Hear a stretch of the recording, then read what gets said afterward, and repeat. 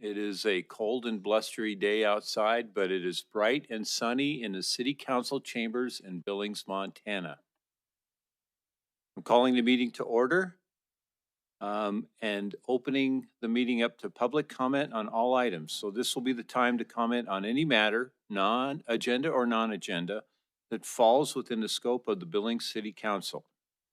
Remember, you can only speak once for each item during the meeting. And also, please note that the City Council cannot take action on any item of significant interest to the public that does not appear in the agenda. Your comments tonight will be limited to 3 minutes during each public comment period. If you wish to speak, please sign in. Come on up, tell us where you live and what your name is, and you'll take your 3 minutes. So is there any public comment to open our meeting? Any public comment? Seeing none, we'll move right into the agenda. Item number 1.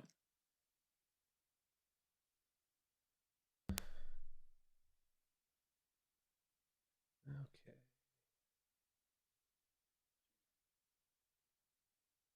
Screen.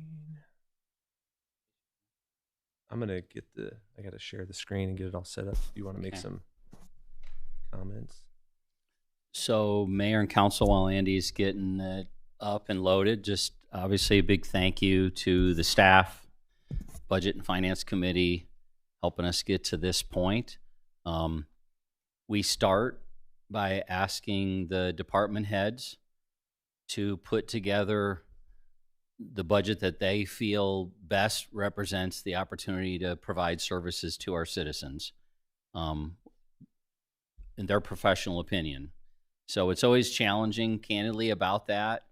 After 7 years of doing it in Billings, is quite honestly, it feels like an exercise in futility to a degree, because every time we come back to the same point, which is, oh, well, we have a couple % more dollars, so all those things that you listed, we're not going to be able to fund. And to me, one of the most significant challenges over the past 7-8 years doing this has been to find a way for you to see better and the public to see what it is that they think it would take to do that job in an excellent way. So I adamant that it's not a wish list, but that it's not restrained by the fact of, oh, you know you're going to get 1% more, so just keep it to that. That being said, then when they go through that process and present it to Andy and Kevin and I and Sarah, we're always millions over, and it is my responsibility via the charter to submit to you a balanced budget.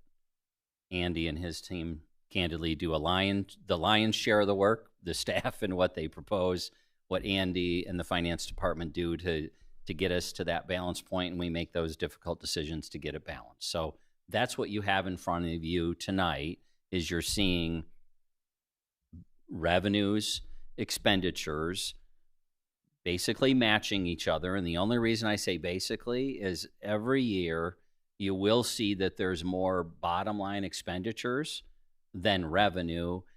And that's not because we're overspending operationally.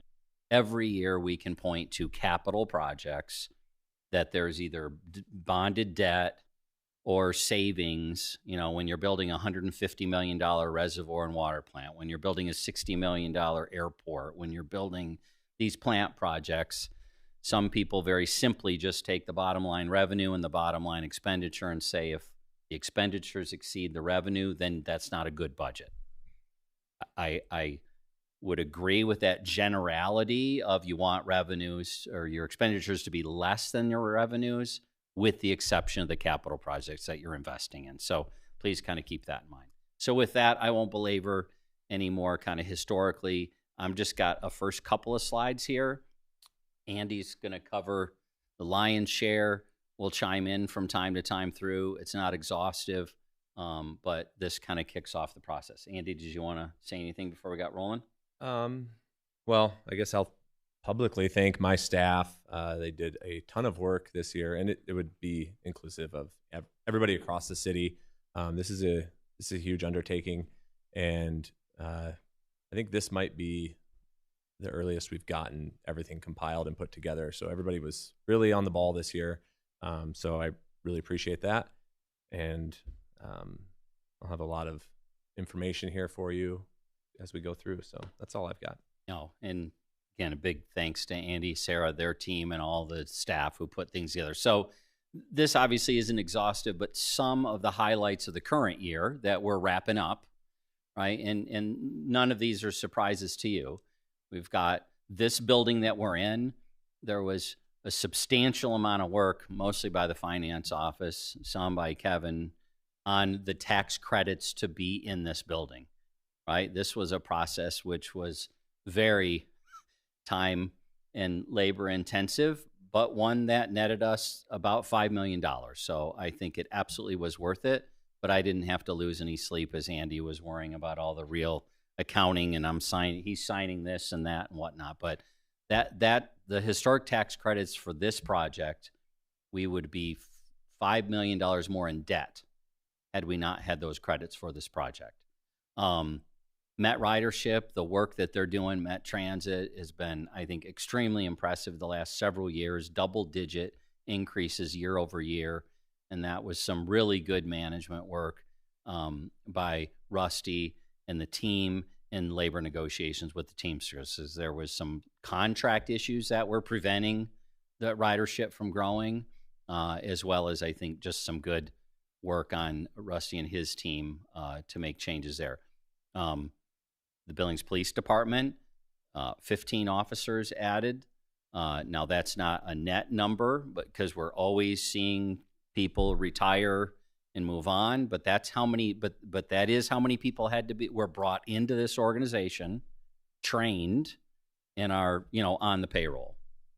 Additional safe routes to school, that's been a priority. So you're seeing a little north of $1 million, 1.2 million. Sometimes people lose track, I think, of that number because it doesn't show up in the budget as a separate line item of safe routes to school. You got road projects and sidewalk projects going on all over the place, but Andy's pulled them together there.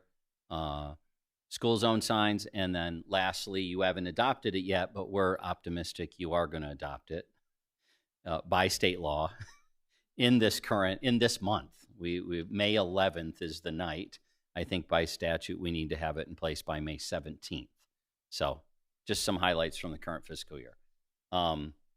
We always pay attention to what are the adopted strategic goals. So safety, infrastructure, cultural services, economic vibrancy, and building a high-performance organization. You can see just kind of in round numbers how the dollars are allocated. So does it matter what you say is important? I would argue absolutely it matters what you guys identify. This has generally been the same over the past 6-7 years as the kind of big buckets of strategic priorities. Of course, later this week, we're going to spend a couple days in this room, a couple days with the staff, one full day with you guys, setting forward in a strategic planning process that you guys will finish this fall. But I can't emphasize enough how important it is to walk into the conversation Thursday with enthusiasm and engaged. Vision, mission, core values matter. For some people, they haven't managed large organizations or small organizations. You may think, oh, that's just fluff. It's not fluff. It really makes a difference. So I'll leave it with that. I'm going to turn it over to Andy to get into the dollars and cents and chime in from time to time, but that's just some setup for the budget that you have before you tonight. So, Andy. Thank you, Chris. I'll also make some introductory comments here as well as far as process goes. So this first presentation is very, very high level. It's pretty brief. So that is not an effort to keep you from asking questions or because we don't want you to have information. But really just kind of the starting point here. We're going to go through a lot over the 4 budget work sessions we have scheduled. Myself as well as Sarah will be kind of jotting down any questions you guys ask. Obviously, if we know the answers, we'll be giving them to you right away. But most often, there are questions that get asked that we just don't know the answer to at a drop of a hat. And so we'll take notes of that. And our goal is to have that in the weekly newsletter, all those questions and answers. So just be aware, if we don't have your answer, we will get it for you. So the FY27 budget has total revenues of $465 million and total operating and capital expense of $447 million. So whenever we're looking at our total city budget, $447 million is the FY27 proposal. Some major items there are the capital items. Those are the things that typically cause our budget to increase or decrease by large amounts in one year. Staffing and O&M generally cause slow and steady increases. They don't cause wild swings in the budget. I would say that the budget is balanced. And as Chris mentioned, there are situations where we are proposing a budget that's using fund reserves to balance the budget, but it is balanced. In some of these cases, and you'll hear about them either tonight or as we move along in this process, there are situations where we will need to make decisions in the coming years because we are using fund balance to cover operations. Ideally, we're using fund balance to cover capital or one-time investments, but that's not the case exclusively through this budget. And so not that needs to be solved in FY27, but it does need to be solved in the near future. And there's potentially a variety of ways we could get to that. This pie chart here, citywide, shows where the expenses are going, where the $447 million is being distributed. About 30% to personal services. That is staffing, all salaries, wages, benefits associated with that. I don't actually know what the total FTE is off the top of my head, but it's right around 1,000 or 1,100. So that captures all of those, all the employees for the city. Operations and maintenance is anything that we are spending money on routinely to run city programs and services. And then capital outlay, those are investments in infrastructure that are assets that are going to have a useful life of more than a year. And you can imagine what those are: roads, vehicles, and big plants and infrastructure like that. The transfers out is not a cash expenditure. That's moving money from one fund to another. We have quite a bit of that in the city. One example that you're all aware of is in the public safety fund. There's not enough revenue to cover operations, so there's a large transfer from the general fund to the public safety fund. In fact, the bulk of that $38 million is that transfer. So there are other transfers within the city, but that's not. I wouldn't say that's a cash outlay, because then it becomes an expense in one of those other four categories up above. And then debt service is paying for debt that we have already borrowed. Some of the large capital projects in the FY27 budget, these are items that were in your CIP. So for those of you that have not been through a process entirely, in the fall and into the winter, you'll adopt a capital improvement plan. That's a 5-year forward-looking plan. We'll take the information in year one and use that to start building the budget, or start building the budget around some of that. So these projects were in last year's CIP, saying, hey, these are the things that we think are important. Council said, yeah, those are the items that we want to pursue. So at the landfill, cell expansion, transportation projects, some work on Rimrock Road and Monad Road, and continued safe routes to schools. There's a large transmission line for the water department. Airport is continuing work on the terminal, this time on the ticket and baggage side, as well as a new fire truck up there and some stormwater improvements. And then this budget also includes $10 million for South Park Pool out of the South Tax Increment Fund. The proposed budget has 18 new positions. 2 of them, got some notes here. I want to make sure I capture everything I intended to say. 2 of them in the general fund. Those are the top 2 there. So this would be an additional person in human resources, which I don't think has had a person added to it in, well, I guess a couple of years. We did add a payroll person. I'm sorry, but yeah, this will be an assistant. This will be the second one in the past 10 years at least. Yep. And then an additional code enforcement officer. This would be a commercial code enforcement officer 2. The other 16 positions are not necessarily tax supported. So when you look down that list, you'll see Parks and Rec. Well, with the opening of the Amen Rec Center, there's a need for 3 positions there. That's going to be supported by the fees and charges from the operation of that facility. IT will charge out 2 departments. One of those is a Public Works System Analyst. That's going to be 100% funded by Public Works. Airport, obviously airport charges. Parks and Rec, and you're going to hear from them later, but they're adding 2 positions that are not part of the rec center. One of them to do park maintenance district or PMD district work. Those will be funded by PMDs, or that will be funded by PMDs. And then an additional arborist that they will use existing revenue to cover. Engineering, and then the public works positions there. And then finally, the last one we have in planning is that TIF coordinator position that was talked about 2 weeks ago, I think. That's in there, and that would be funded by the 3 TIF districts.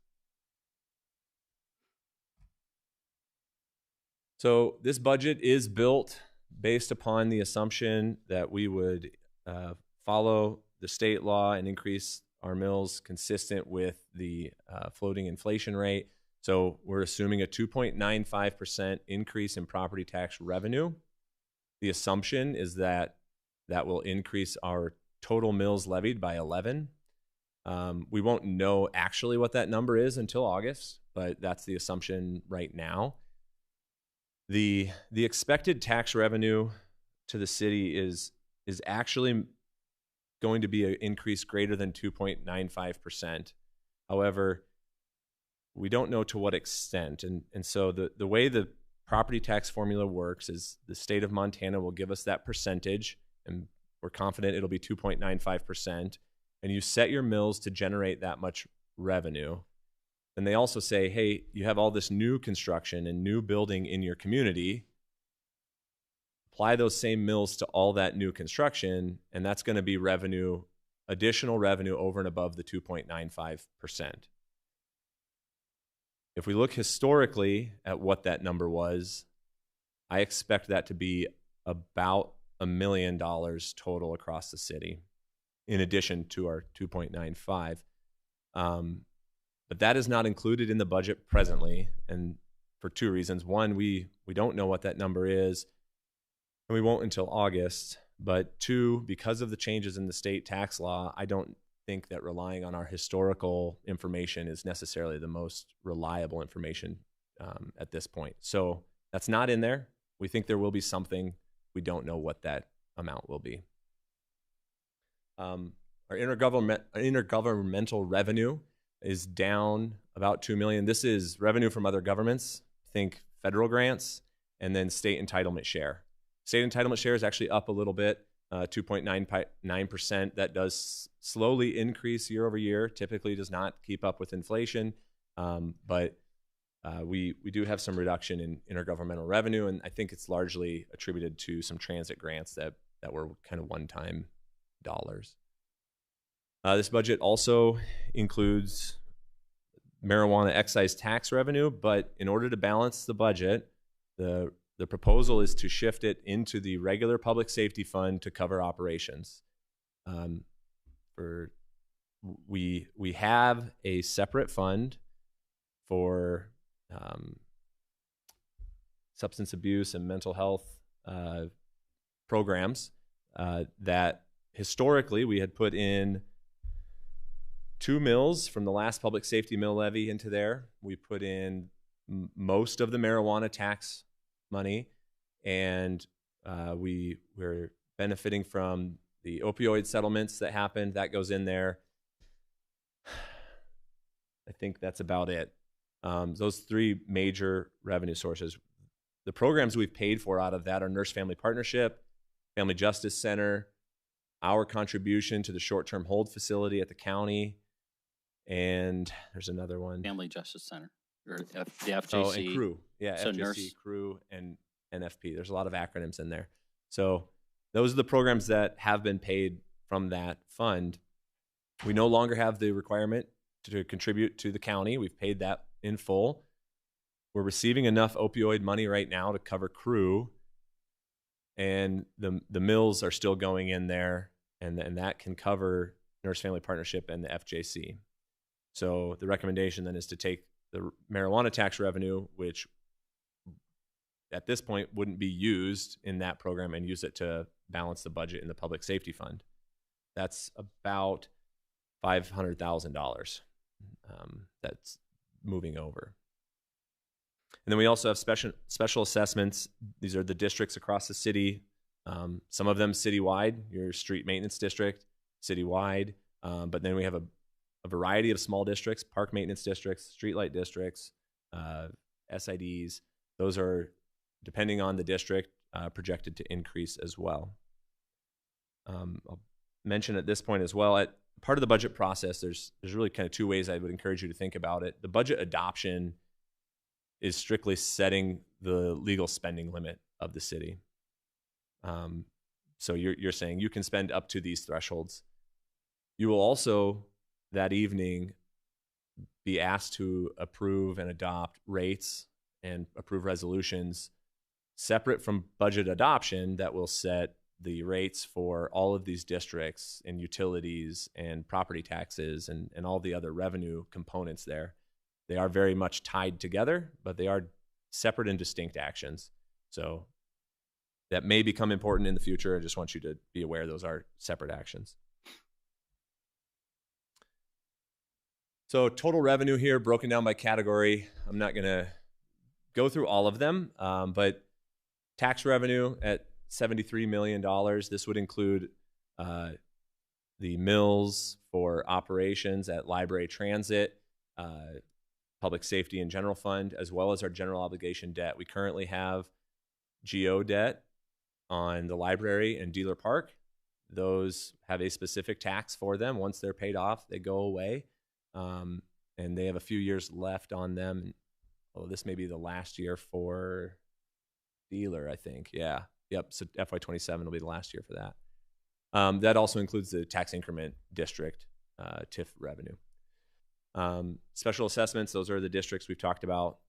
License and permits, this is, business licenses, engineering permits, that kind of stuff. Intergovernmental revenue, grant revenue it's revenue from other governments. That's what it means. So there it's the state and the federal government. Charge for service is our largest individual category. This is your utilities. This is primarily your utilities, water, wastewater, solid waste. We do also have internal charges. So, IT charges departments for the work they do. That would show up in charges for services. Same with fleet, as well as a few others. Fines and forfeitures, primarily municipal court fines. Investment earnings, this is estimated interest income from investments that we have throughout the year, as well as some small amount for donations. There you see the other side of the transfers. We had the transfers out. This would be the transfers in those funds. So not technically new money into the city, but moving money within the city. Debt proceeds, this would be estimated debt or assumed debt that we intend to issue for capital projects that I had mentioned earlier. The stormwater, the landfill project and the South TIF pool would be the two primary ones this year. And then miscellaneous would be the catch-all for everything else. So when we look at property taxes, this budget assumes that the median home value for property tax purposes is $345,000. It's not a reappraisal year, so that number is the same as it was last year. We assume that the value of a mill is going to drop this year, and that's because of the phased implementation of the property tax system.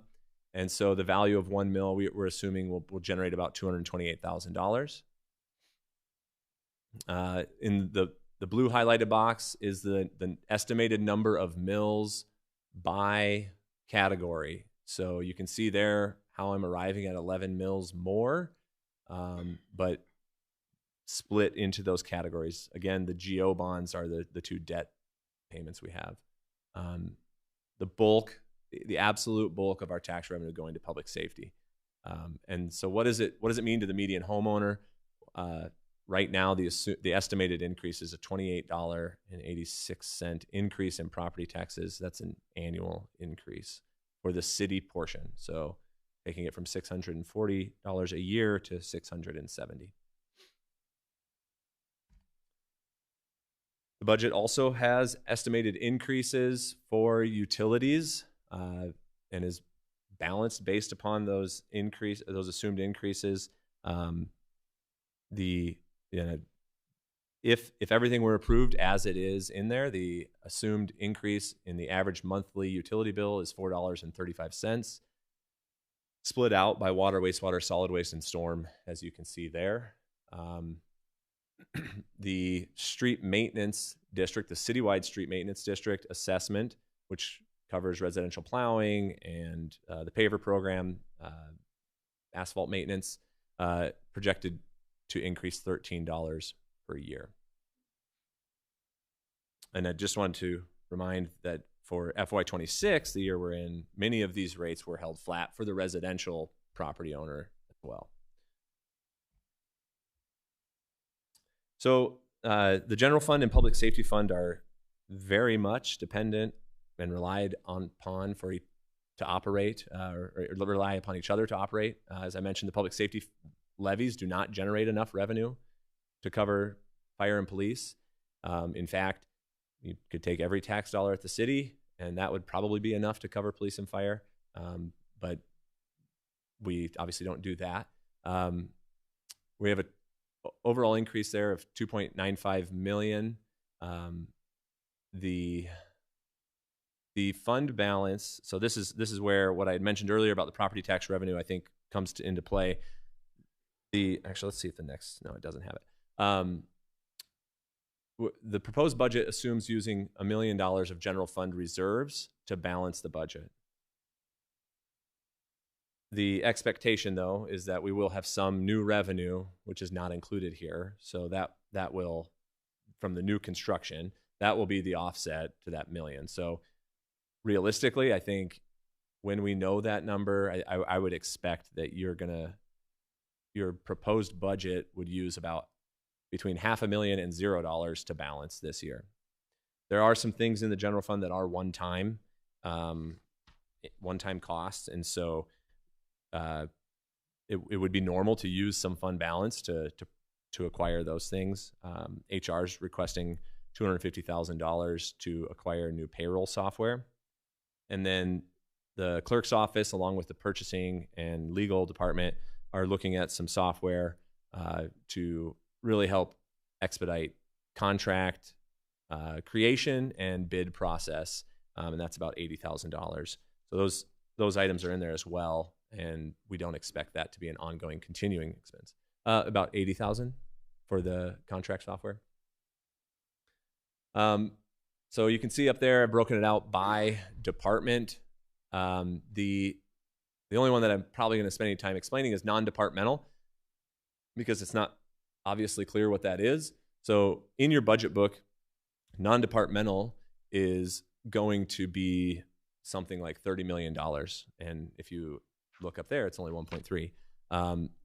Non-departmental includes our payments to Community 7, general fund insurance payment, and those are about the only operating expenses there. The major components in non-departmental of the general fund are the property tax transfer to the library, which is part of the interlocal agreement,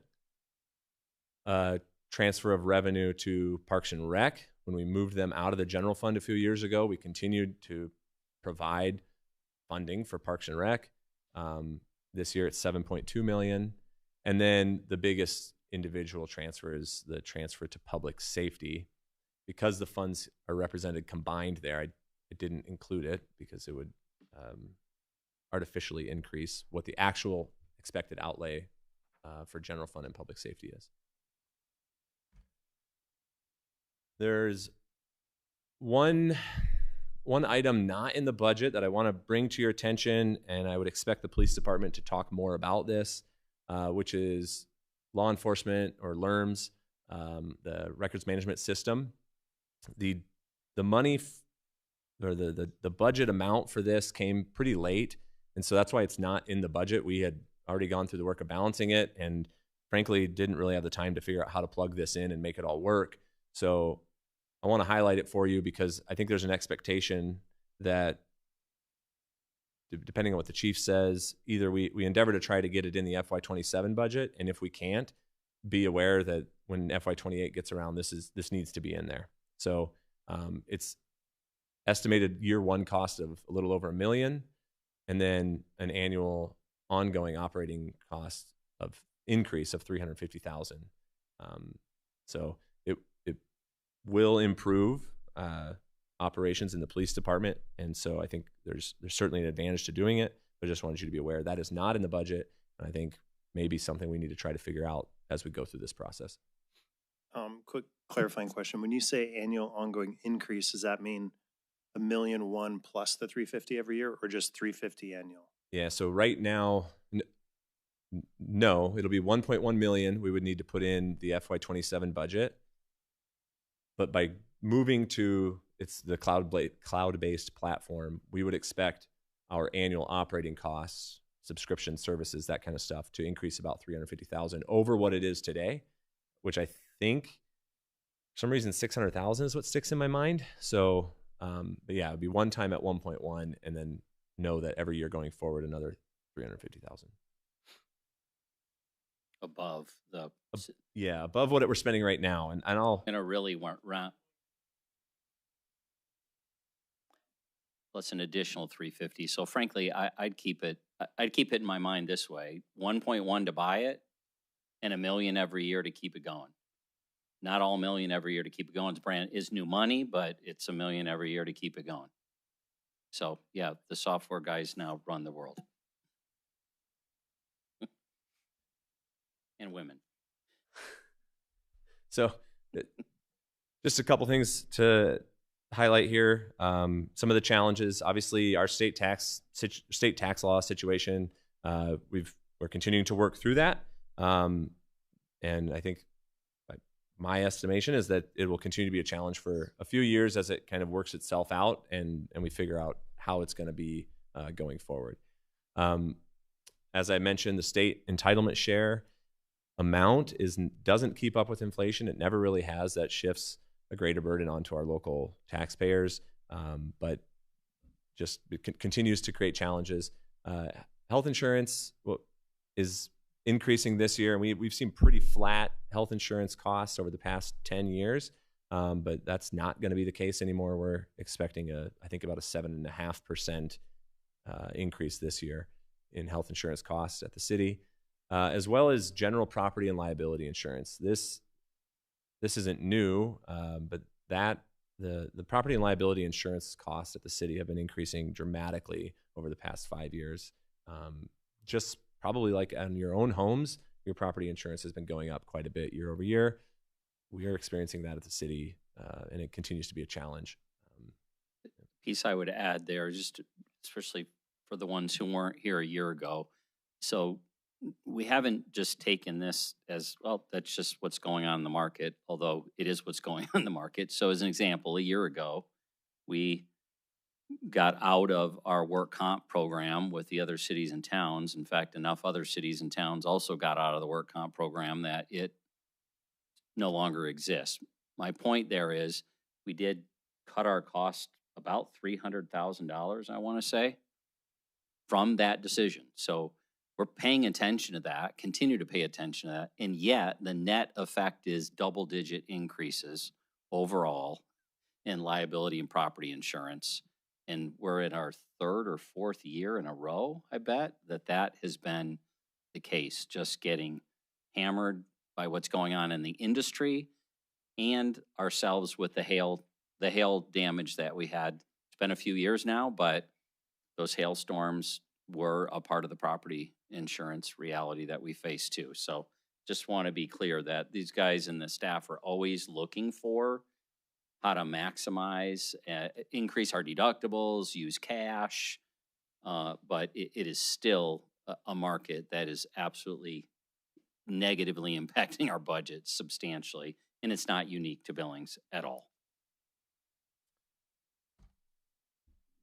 All right, this is my last slide, but certainly not my last comment for you. So what I have up here is the proposed timeline for budget presentations, as well as the hope for budget adoption. This is somewhat a fluid process, so that is not in concrete. It's only on PowerPoint, so we can change it, except for tomorrow. That's already been advertised. So tonight, you're going to obviously get the overview. The next thing I'm going to give you is a pretty high-level general fund departmental overview, library and police. Then what you have tomorrow is up there. And then in 2 weeks, Monday and Tuesday again, we'll wrap up the rest of the departments. This is not every department at the city.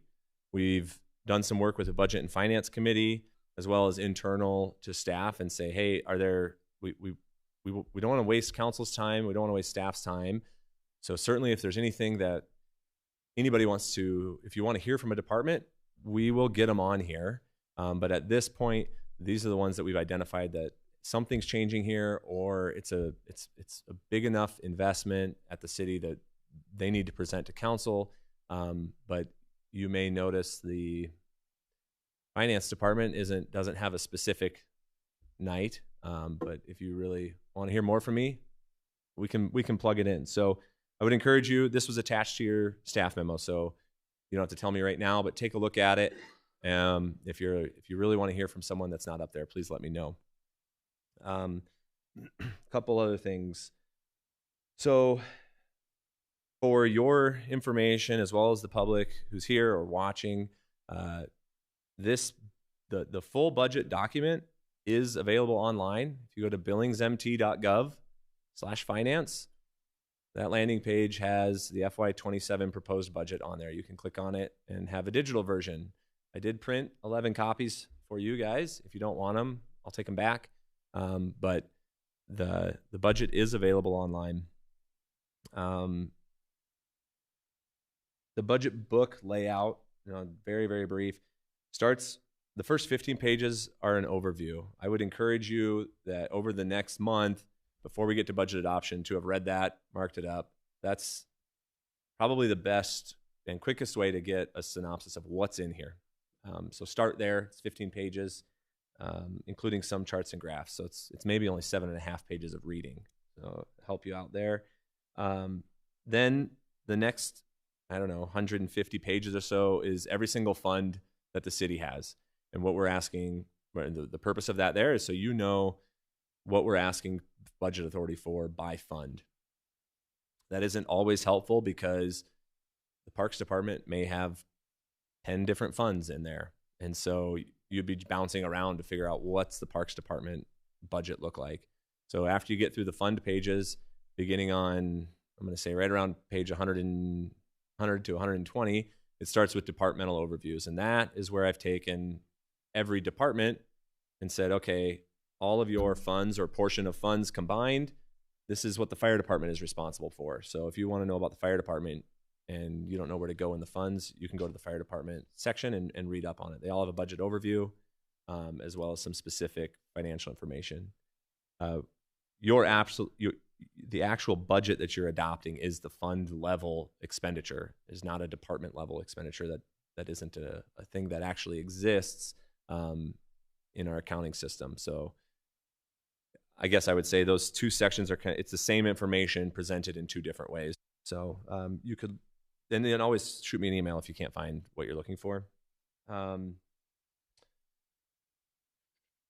Online budget amendment process. So I sent you all an email today with a link to an online folder where each of you has a Word file online. You can go in there and type and edit your own. You should be able to view anybody else's, but you should not be able to edit anybody else's. Anyone with a City of Billings email address can go in and view that. Nobody should be able to edit it except you, yourself, and me, because I created it, but I won't edit it. When we get to May 27th, anything that you've put in there, I will pull out and include it in the June 8th packet for adoption. You can use these forms to type out an amendment you may be considering bringing forward to the budget. We started doing this about 5 years ago. You don't have to use it, but it is helpful for your peers. It's helpful for staff. So if you're thinking about, I want to build a tramway from downtown to the airport, it's not a surprise to everybody on budget night. We can put in some thoughtful discussion and work to say, okay, how can we make that happen if that's really what council wants to do? So you can use that to kind of help have a more thoughtful conversation at adoption night.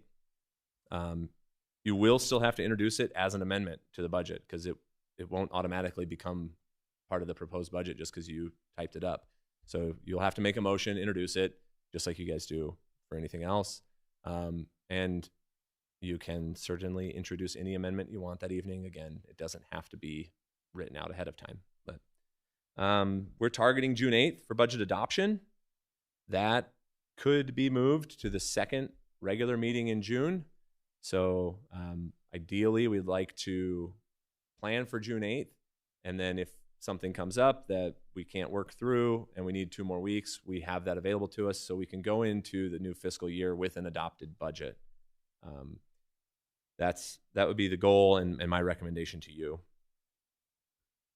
And I think with that, I'm going to wrap up this presentation for you, Mayor and Council. Thank you, sir.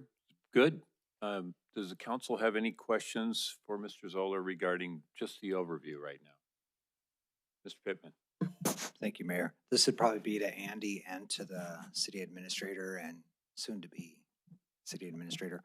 As we're going through this, could you, and maybe the staff are already prepared to do this, tell us what page you're on, or so that we kind of can follow along. I was following your presentation for the most part. It was a little back and forth, but if, as we go forward, staff can say on page 500 in your book or something like that, this is where this is at, or maybe say this is a slide that's not in your book so that we're not frantically searching for it. That would be super helpful.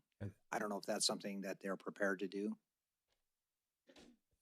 Thanks for that heads up. We'll certainly, there'll be something we'll be better prepared for tomorrow than tonight, but we can do our best. Right, Mr. Kennedy, then Ms. Shaw. Andy, you brought up that the council adopts the overall budget. So in the overall budget, when there's changes in the overall budget and we're at the upper level that we adopt, how do those changes take place? Do we get an opportunity to vote on those changes to the budget that we adopted? So, yes, you do. That the authority that council sets is not 447 million open book after that. It's the total expenditure level at the fund limit. So each fund has a legally adopted budget limit. Your budget resolution says that for anything that exceeds that, you have to approve a budget amendment, and you've done some of that. I think you've done one this year, and you'll actually be seeing one here soon, another one this year. So that those come back to council for approval. Those will typically be things that we didn't expect this construction contract to come through in maybe such a great way, and here's some adjustments we want to make, or usually related to timing.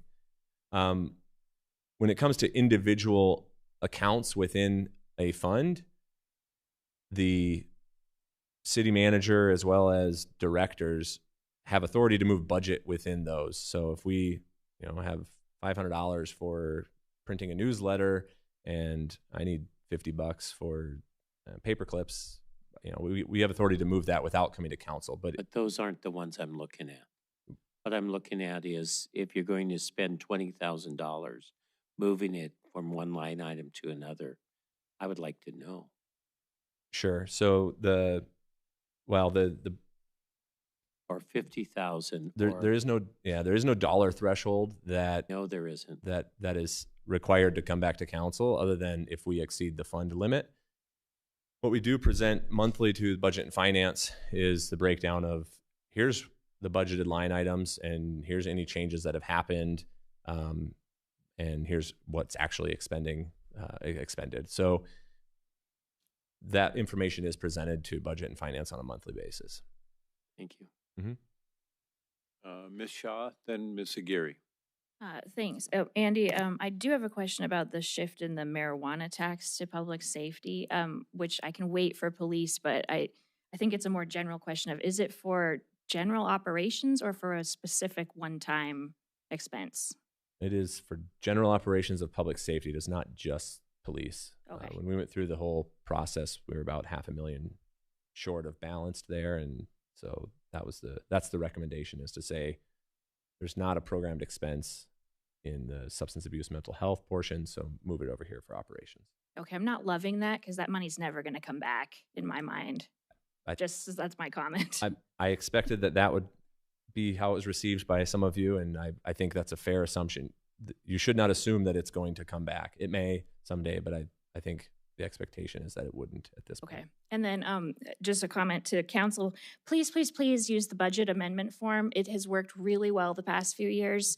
We had a couple years where people were just throwing up amendments on budget night on the fly with nothing written down. And it's just so difficult to vote on things that you don't have in writing that staff hasn't had a chance to vet. So that's just my plea to everyone who's new, that it's worked very well. Ms. Aguirre? Yes, I just had one question. I think it was on your second slide where it had a line item about the TIF coordinator. Just to clarify, that's just in anticipation that we make that move. Is that correct? Well, do I misunderstand? Yeah, Councilmember Aguirre, I think the expectation here is that we would hire a staff member to relieve all the work that Wyeth is doing. This is not okay. to bring it in-house. This is Thank you. to help manage the work that Wyeth is doing and Okay, thank hopefully you. improve that. Yeah. Mr. Boyette? Thank you, Mayor. I just wanted to compliment you from 7 years ago when we did this. It was a lot harder than this. This was much smoother than it was 7 years ago. I think you're doing a wonderful job, and thank you, Andy. Thank you, Councilmember Boyette. Go ahead, Mr. O'Donnell. Thank you. You mentioned about the, I'll use the word burgeoning liability costs, insurance costs. Do they come with recommendations by the insurance companies of how to decrease the liability and therefore the premiums? I would say largely no.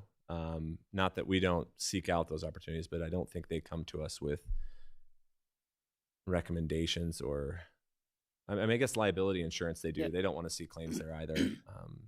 I mean, what I would add to that is you've got Assistant City Administrator Ifland, who's been on the Montana Municipal Interlocal Authority Board for the past 8 years. He's are you chairing that now? You were chairing it. He's been very involved. So there's an understanding as to how, and that was work comp and liability. Our property insurance has always been outside, and our health insurance is outside. So those are the programs that are offered across. So point being, Kevin's involvement there on the liability side is extensive as to, and then that knowledge between him and our staff as to what we need to do to take on more risk. I mean, it's not rocket science.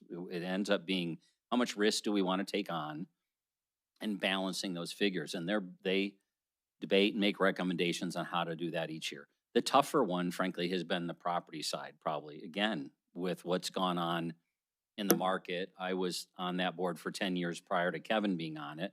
So you do see cycles of hard markets and soft markets. And right now, it continues to be pretty challenging with, again, property damage around the country. And we haven't been immune to it. In fact, I will tell you, when Kevin and I began to work in these roles, the facilities department was not going to do any hail damage repairs. Period.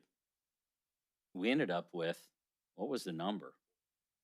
$4 million worth of damage to buildings that we said, no, you can't just ignore that there was significant damage done to buildings that the public owns worth millions of dollars. So we've had claims.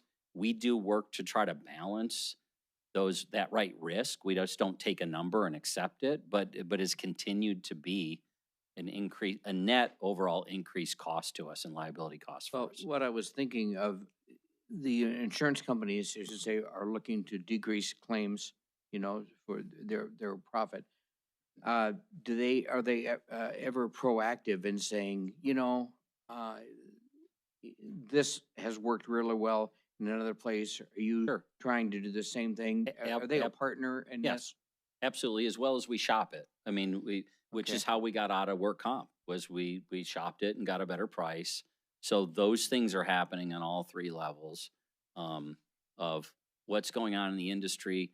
I would tell you as well, on the liability side, it's one of the real weaknesses we have relative to having an HR staff that has 7 people. We have 1,100 employees and 7 HR people, 2 doing payroll, 1 doing self-funded health. A lot of whenever I share that with other organizations, private and public, I think honestly, it's costing us more money than we're saving by not having a more robust kind of training and other things that could be done to try to really be out front. But one more question, please. Is there any, along the same lines of helpful suggestions to save money, is there any existing within the city staff, any incentive program for saving money, suggestions to giving 10% of the savings to the employee or something of that nature? So what I would say is there's not anything that individually rewards an employee to, you had worked at General Motors on the line and you could turn in an idea, and if it saved the company money, then you could get a check. Mm-hmm. We don't have anything like that, but we do have, we've set up systems where instead of your savings just going into the general fund's cash reserve, that we've compartmentalized some of it to try to incentivize that if the library is saved money here, they don't need to worry that it's going to go to the fire department the next year. We kind of help them see that future capital needs within their own department are something that can be tackled. So we've tried to attack that or approach that kind of departmentally, but not individually per se. All right, Mr. Pittman, then Mr. Lindley. Thank you. Andy, is there some place in here where all of our reserves are, how our reserve funds are in each department, or are we fully? Yeah. Loaded? So if not one small place. Each fund page, if you're looking at it, the top line is beginning fund balance or working capital. Then it says revenues, expenses, expected ending fund balance. So every budget fund page should have an ending fund balance or working capital balance on it. If you look at the summary pages, which probably begin on about page 16 or 17, you'll see it is a summary page. It'll say, total fund balance at the city, which is the addition of all the funds put together, revenue, expenses, estimated ending fund balance at the city. So that's where that number would be, but I think that number by itself wouldn't be very helpful. But each individual fund does have fund balance in it. Mr. Lindley? Thanks, Mayor. Quick question. Are we going to have at any of those other future meetings any further discussion on assessments? I made up a really cool new word. Yes. Day one there, So, sir. right. Primarily, yeah. Primarily, the assessments are kind of under the Public Works umbrella, and so you'll hear from them about all their proposed rates and assessments, and that'll be, frankly, probably a substantial portion of their discussion that evening. Okay. The other assessments that come to mind are parks maintenance districts, and you'll hear from them as well about those. And just real quick, was I doing the math right that it looks like the assessments are going up by about 16%? That could be, and I can get you a breakdown of kind of the assessments by Okay. type. That just seemed generally kind of high, Yep. so, yeah, thanks. Mr. Boyett. So Andy, one of the things you've said to make you happy is that you have a nice reserve of 1% of our Mhm. budget. Where are we going to be when you think this is all said and done? Because that's for our bonding and Yeah. reserves in order to pay for the future. Yep. So the general fund reserve is what you're referring to. And if you think about the general fund, we largely get 2 payments a year. It's the 2 property tax payments. So we need fund balance in order to cash flow the in between. The recommendation to you guys is to have a fund balance of about 33% of the general fund expenditure at year end. This budget is assuming you'll have slightly less than that by, I don't know, $100,000 less. But again, when we also expect there'll be more tax revenue than we have here as well. So my expectation is that you'll be ending fiscal year 27 at your recommended minimum fund balance in the general fund. Yep. Andy, I've heard lately through my work with the league that new construction values, I know we only get 50% of those going forward, but a lot of those values aren't included to other cities. They're behind. Have you heard that? So I'm familiar with that in Gallatin County, where construction has been outpacing the Department of Revenue's ability to monitor and value it. I talked to the local DOR office, I'm going to guess it was probably a year ago at this point, to ask if they were behind in Yellowstone County, and their answer was no, they're well caught up here or on top of it. So I don't think we're experiencing that here. The state law did change to that new construction values, you will only get 75% 75. of the new construction value. And so that's part of why we don't really know what our new construction number would be based upon prior history, because it's only one class of property you get 75% at. Is that something that you have picked a couple of new properties at random to see that they're being included in our payments? I have not. So outside of talking to the Department of Revenue and their response to me, I'm not aware of the validity of their claim that they're caught up. And then my last question would be regarding the movement of the marijuana tax. Could we get a listing of groups that may have to do without as a result of that movement? Yeah, I can give you a history of what we've used the money for. I will say that there's not a program currently being funded that we're recommending stopping funding for in order to do this shift. We had contributed, what was it, $3.5 million to the short-term hold facility? 2.5? 2.8. Yeah, we were doing $750,000 a year for a while. That okay. So that final payment happened in FY26 and isn't going forward. So that's why there's funds available that wasn't otherwise needed. But to provide a list of what it could be used for, well, that is pretty much anything you can legally spend tax money on. Oh, sure. Yeah. I was more referring to groups that are already getting payments Okay. that we may have to stop as a result of that transfer. Okay. If there's anybody there. Yeah, I don't think there is anybody that meets that criteria, but I will provide a history of what we have used it for in the past for you. Thanks, Andy. Mhm. Mr. Kennedy? Andy, this past week, people received a new tax bill for their second half. And the county sent out tax bills that stated that they had to raise it. Can you explain why the residents in the city received another tax bill? Anywhere from $5 to it increased, I don't know how much on other businesses. But why did we receive a new tax bill? So, I saw that last night on my counter and I thought it didn't change, but you're right, it probably did. I have an idea why that happened. I don't know for certain though what it was. I know we talked about it a while ago, and my understanding was that the refineries primarily, but businesses outside of the city were appealing their values to the DOR, and the DOR had not yet resolved those. And so the DOR had, after first tax bills were sent, the Department of Revenue resolved those valuation issues with the refineries, and then the county adjusted their mills.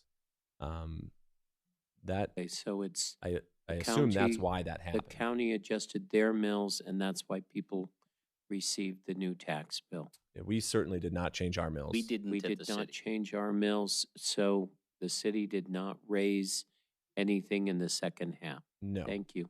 Correct. That's just, I just wanted as a public record. Thank you. Okay. Yep.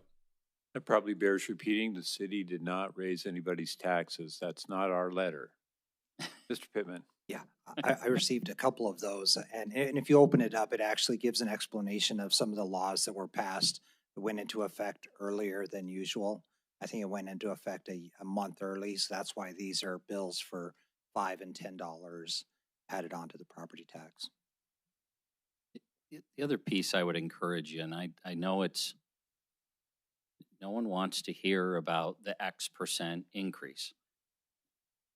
We've always shown what the median homeowner, the impact on the median homeowner, for simplicity's sake, frankly, for everybody to be able to understand that half of the taxpayers are paying less than that and half are paying more. It's the number in the middle. The number is 600 and change on the property tax assessment side of the house. Is that? Yeah, 670, an increase. Okay, of so let's round it up to $29. 700. So for that dollar amount for annual, please keep in mind the services that you get for that $700 and compare that against your Northwestern Energy bill, your phone bill, your other bills, because your public safety service, I mean, there's a number of city services that are being provided at, I would argue, an extremely high value. And I'm not saying that to imply that it's okay to raise taxes, but I am saying that I think it bears importance of having the context that your local government and your local government elected officials have done an exceptional job of being very sensitive to adjusting property taxes and assessments, while at the same time trying to take care of several $1 billion worth of the public's assets. Ms. Shaw? Sorry. I know Chris mentioned this at the beginning, but I just don't want this to get lost, that council did choose to freeze pretty much all the assessments last year. And Public Works was very clear, like, we're not even keeping up with inflation. We're going to fall behind. You're going to have to consider at least a larger increase in the next year. Council still chose to do that. So that's why we're in this position of they may look higher than people feel comfortable with, but I just don't want that to get lost. All right. Any more questions regarding the budget overview? Just the overview? Thank you, Mr. Zeller. I'm going to open it up now to public comment regarding what we've just heard. If there's any public comment regarding the budget overview, please come forward. Any public comment? Seeing none, we'll ask Mr. Zeller to come to the podium again and tell us about item number 2. Good evening, Mayor and Council. I'm quite impressed by my ability to draw a crowd this evening. Oops, I went to share that first. Sure you have groupies. Yeah. Hey, Mom, if she's watching. We can invite planning back if you want, if we can get Wyeth and Anna in the room. So, Councilmember Pittman, to your delight, I have page numbers on this slide deck. This one, because the last one didn't actually necessarily correspond to specific pages other than the overview on 1 through 15. So this is just a general fund overview for you. This is general fund only, no public safety in here except for the transfers.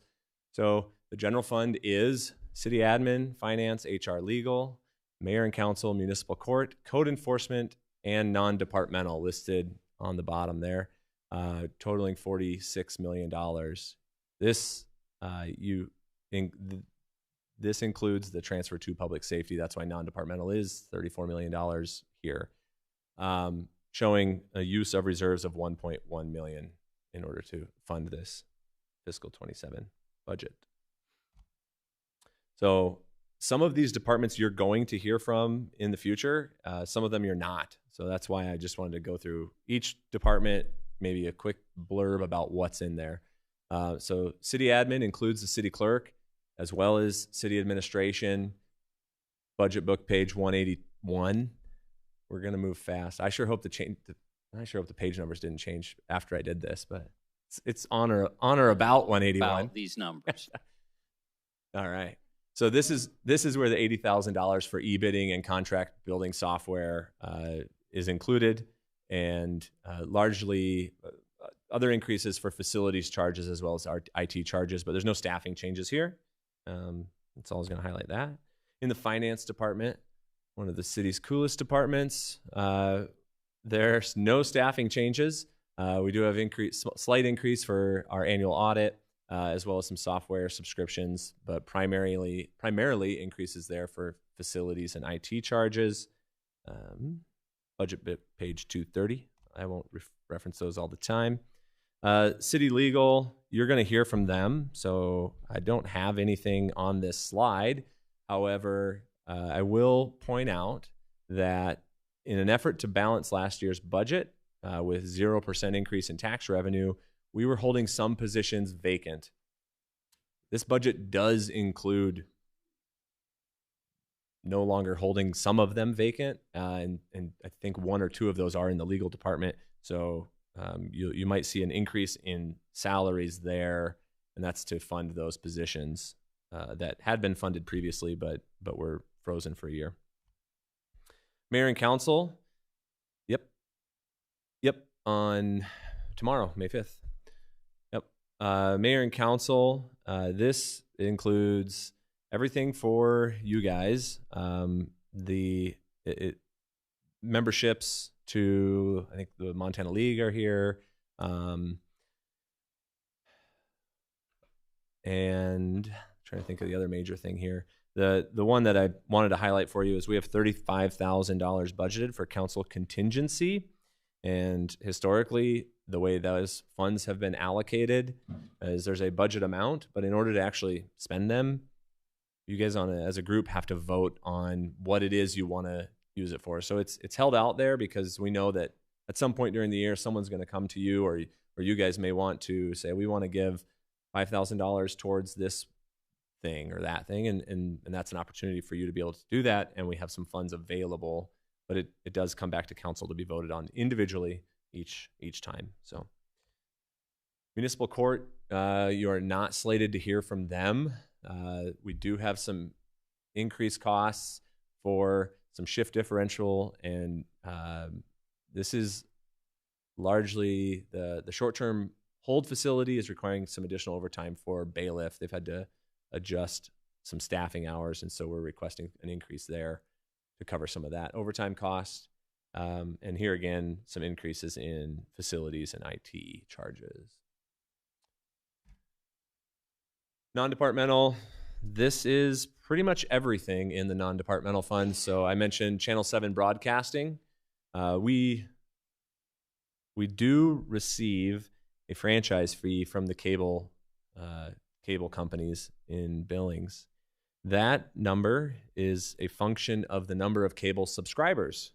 And you might be surprised to hear this, but that has slowly been declining over time. And in years past, we were getting about $1.1 to $1.2 million a year. It's coming into the general fund to help offset some of these costs. This year, we received $800,000. It was a drop of about $400,000. So that's partly why we recommended shifting the marijuana tax revenue, because we actually saw a reduction of $400,000 from what we expected into general fund and public safety. So I reached out to our large local cable provider and chatted with them, and there's not, in my opinion, not an expectation that we're going to see it start to tick back up. I'm hoping that we're starting to actually see it level off, but we expect about 800,000 as opposed to 1.2 million in the prior year. We do budget some for election fees. If the city does an election, we have to pay for that. We don't have an anticipated election next year, but we do budget a little bit in case you decide to put something forward. Legislative and lobbying fees for federal lobbyists, as well as when the state session is in, which it will be in fiscal 27. The city has historically had a lobbying contract. And then the big areas of non-departmental, as I mentioned earlier, liability insurance, and then our transfers. And these are all the transfers from the general fund to support other operations in the city. So library, parks and rec, public safety being the bulk of them.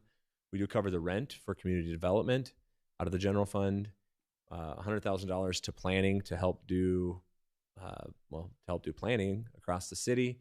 And then we do have some debt at the city still, and so $235,000 transfer from the general fund is proposed. The other half of the debt payment is the remainder of the marijuana tax revenue. Originally, when that council had wanted to pursue this building and the operations, they said use $200,000 a year for the next 5 years towards the building. This budget would actually be the 5th year. My recommendation is that you keep using marijuana money to pay the debt until it's paid off. So that is included in this budget. And code enforcement, as I mentioned earlier, includes an additional code enforcement officer. The recommendation here is that if the new construction tax revenue doesn't actually generate anything like what we think it should, that we would actually bring it back to you to remove this from the budget. But that again, we won't know until August. So if you approve this budget as is, we would not even begin to try and hire this position until we knew what our tax revenue is in early August. So it'd be a 1-month delay on that one. General fund reserves. Again, this would use about $1.1 million, but doesn't include estimates for new construction tax revenue. And that is all I have on my general fund overview. Mayor. Any questions? Mr. Kennedy? Andy, on the code enforcement, I would say we delay that for a year and look at it after we see the health of the building going on. I understand that if there wasn't enough revenue or whatever, you don't want to hire the position. I just table it for this year and look at it again for next year. We just added quite a few positions in there from that levy a couple years ago. Yep. Mr. Boyette? So I want to make sure we're doing this properly. That would have to be one of the amendments to this budget. Yeah, I mean, it has, yeah. So you'd have to do that in writing through the porthole. Yeah. Okay, Ms. Shaw? Thank you. I supported the marijuana tax money being used for City Hall, as it makes sense to me. We're investing in public safety with that money. How much longer do we have to pay that off? Just to so we know. pay off the debt? Yeah. Well, we could pay it off as slow as we want. Well, not as slow as we want. I think you have like 14 years. I believe it was a 15-year term. However, we financed it through First Interstate Bank, and they said, yeah, if you receive, and we knew we'd be receiving funds kind of unevenly, especially as the tax credits came in. So the agreement is we can pay it down early without penalty. It's not like a traditional borrowed bond where we have to pay on that structure as it's agreed to at the beginning. So my recommendation is at some point, probably in the next 12 months, we look at how we finished fiscal year 26, consider where our reserves are, and perhaps take some of those and start advancing payments towards that debt and getting it paid off. I think you probably could have it paid off in about 4 years. If you really wanted to get after it, we could probably do it in about 2 years, but I think you'd be delaying some other, perhaps more important decisions. Yeah, I guess my comment will be, I would much rather use more of the marijuana tax money on something like that and reducing the debt, knowing that it will come off in 4 years, than putting it into operations in another department when we previously, and I know there's no legal requirements about it, but have talked about it as part of a crime prevention fund. Mm-hmm. That would be my comment. Hold on a second. Mr. Lindley, then Mr. Kennedy, then Mr. O'Donnell. Thanks, Mayor. Andy, to the extent that departments are planning to hire people, but as you said, maybe are planning it for a particular time period, it's not going to be right away. Do you keep track of when those estimated hirings are going to happen? Are you talking about like putting in budget vacancy savings for, we think we're not going to hire this person till Q3, so? Not necessarily that, but just so that there was some sort of general idea of when they might be happening, or if there was any other positions that are kind of tied to, as you said, timing. Yeah, I think the code enforcement one's the only one we kind of did like that. It is that's the only one. That's the only one we tied to that. And I will tell you, and this is, I'm not going to make a pitch for it, but I will tell you, it was the last position I added. It was the last thing that went into this proposed budget for the work product that department has been doing relative to fighting crime and Motel 6 is being shut down and the Colonial be gone now, that kind of thing. Ultimately going to be your guys' call, but it was the last one I added in, figuring out how could we fund it. And that was one of the mechanisms, was if we're overshooting on our estimate, we shouldn't hire it until we know what that revenue is, but no other positions are put in this budget that way. Mr. Kennedy? Andy, on Dealer Park, the bond is paid off this year? I believe it's paid off. Yeah, I believe it is paid off in either fiscal 27 or July 1 of 27, which is actually fiscal 28. But I think this is the last year we'll assess for it, but I can get that information. Will the taxpayers then next year see a decrease in yes, mills? Yep. So right now, I think the median home is paying about $3 or $3.50 a year for that debt. That'll go away. The other thing I wanted to talk about on Dealer Park is the contract is up this year with the Mustangs. So I'm sorry, can you say that again? Is the contract up this year Mustangs at Dealer Park with the Mustangs? I think it is at the end of this fiscal year. Yes, our contract. Okay. Yep. Because I think any improvements or whatever, we really need to delve into that contract and see that we can also use those facilities for more rentals. Thank you. Mr. O'Donnell? Thank you. Returning to that code enforcement officer, would that just be somebody who would be operating under the same amount of fines and income, or would that person be generating additional income? I think I'd save it probably more for when Code enforcement. Yeah, code enforcement is Tina. It's Tina. Sorry, that's what I was thinking of. Over. It's a commercial, so we have one commercial code enforcement person covering the city. This would be the second one, and we can give Tina a heads up that that's a question you guys specifically have. I don't really think there's much revenue generated by the department now as we're doing demos and things like that. We do try to recover those funds, but it's not like they're out there writing fines that are ultimately impacting enough to really cover a component of compensation. But we'll be more, I'll give them a heads up that's something you're interested in. I was looking at it more from the partnership between code enforcement and law enforcement, that there's been some things that code enforcement, frankly, has been able to do very effective. There's some things they can't do, but how they feed each other, whether you wait another year or do it this year. It's been a request for the last couple of years to get a second commercial code enforcement person. Well, just to follow up on that, would be that, so that it's not just a total debit, total expense, there be some income associated with it also. We'll come prepared to let you know what that impact is. I think it'll be very minor, but whatever the number is, we'll share it. Thank you. Mr. Pittman? Thank you. Andy, usually I've been able to get this out of finance people. I don't know how difficult it is to do, but instead of dealing in $500 million, if we could just do a dollar bill and show how much of that percentage in taxes goes to the city, the county, the state, and the schools, so that people have that perspective on a more Pull up the real. slide. Do you have that slide?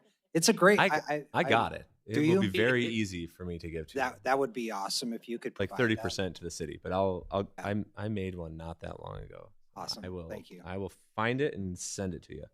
It was a dollar bill, but it had your picture on it. Yeah, it was a Pittman bill. Yeah. The Pittman bill. Any other questions? All right, Andy. Who's next? Library? Library. Okay.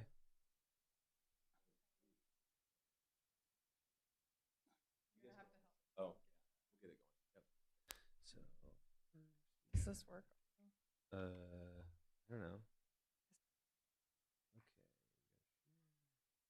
I think big picture again is as they're loading up, where you see us dropping revenue, like in the franchise fee dropping 400,000. I don't think it's that hard to predict that it's probably going to continue to go down. And where does that get made up? Does it get made up through cuts, or does it get made up on some other revenue? Recognizing that it was a fee that was being paid and the city was collecting, but the city isn't collecting it because younger generations aren't signing up for cable television. Mr. Kukowski, is that contractual with the cable company? Yeah, it is a contract. And now there's two of them because we now have two companies competing in town. But again, who's signing up for cable? It's not that franchise fee doesn't go on your streaming services. It goes on your cable. Will there be time during this this series to talk about franchise fees and educate us a little? Yeah, are there any other companies besides the cable companies? I mean, the law is so restrictive. There's just that federal component on cable television back in the day, so we could have a Channel 7. I mean, it's very much a legacy thing that doesn't exist for gas, power, water, sewer, that kind of thing. Many states fund things that way, but not Montana. Okay. Sorry, Kelsey's ready to go. We'll done stealing her time. All good. All right, Ms. Thank you. We're ready for you. All right. Good evening, Mayor and Council. Page One moment, please. 284. Before, thank Yep. you. Shout out to Sarah for making the overviews look so nice this year. They look great. So thanks for the opportunity to be here tonight to review the FY27 budget for the library. So I'm going to walk you through how we serve our community, highlight some of our successes over the past year, get into more of the detail on the financials, and then talk about some thoughts as we move forward.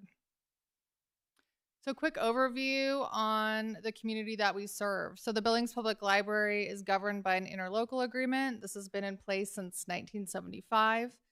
So we are a city-county library. We serve the entirety of Yellowstone County, over 170,000 residents across more than 2,600 square miles. So this is a significant geographic footprint, and it's why we operate more than just our central branch downtown that's open 63 hours a week. We also have 2 bookmobiles that serve Yellowstone County and the city of Billings. We have a bike library that's out during the seasonal months at parks and large community events.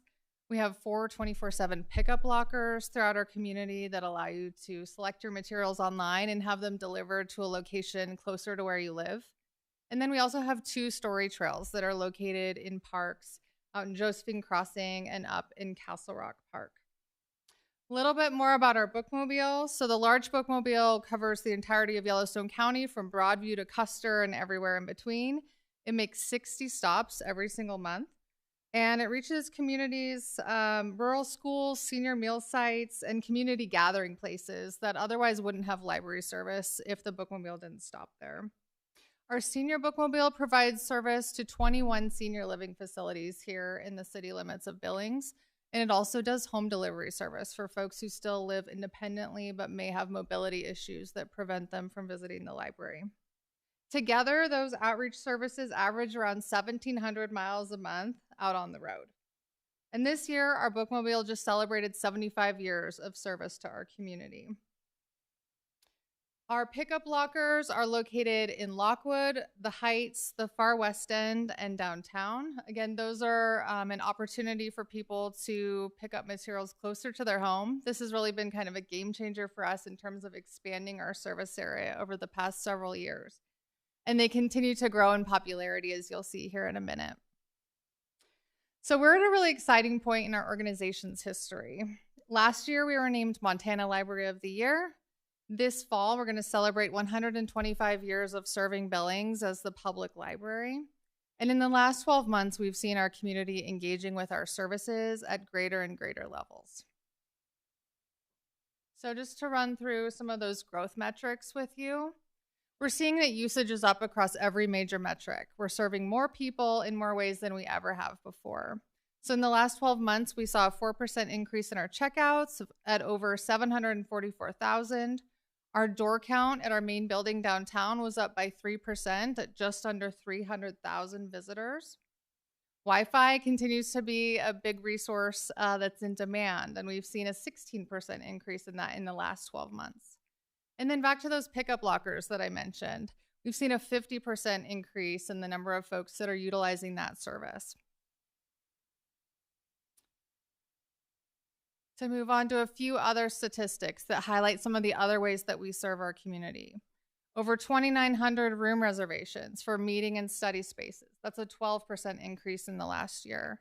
We've offered over 2,200 all ages programs for people. Again, a 12% increase in the number of programs that are offered, and tens of thousands of folks come and attend those events. Computer sessions, those are in high demand. They continue to be 31,000 of those in the last year.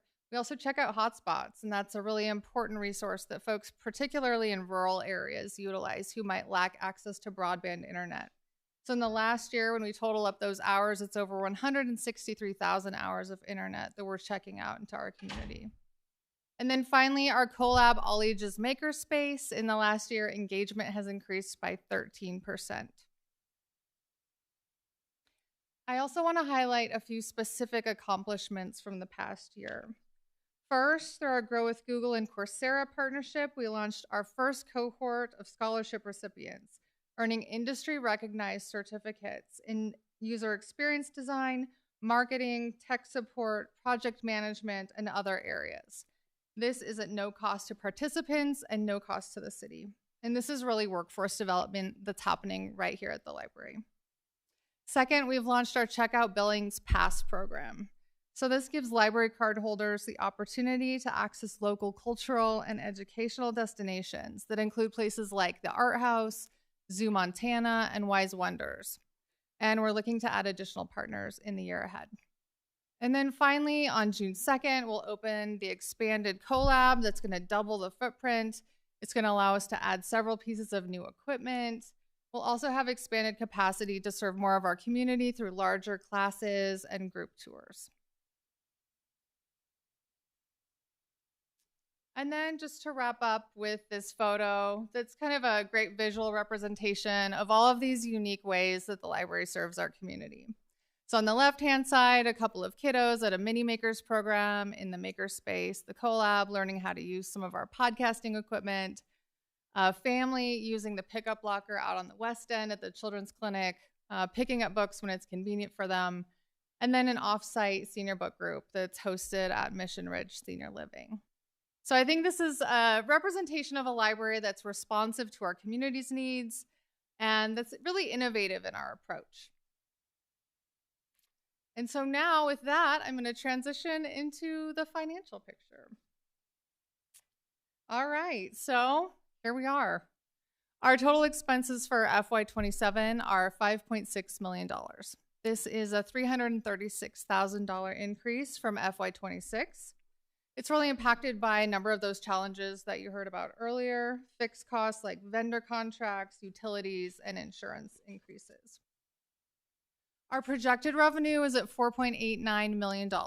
This is down from $4.9 million in FY26, which leaves us with a gap of $729,911.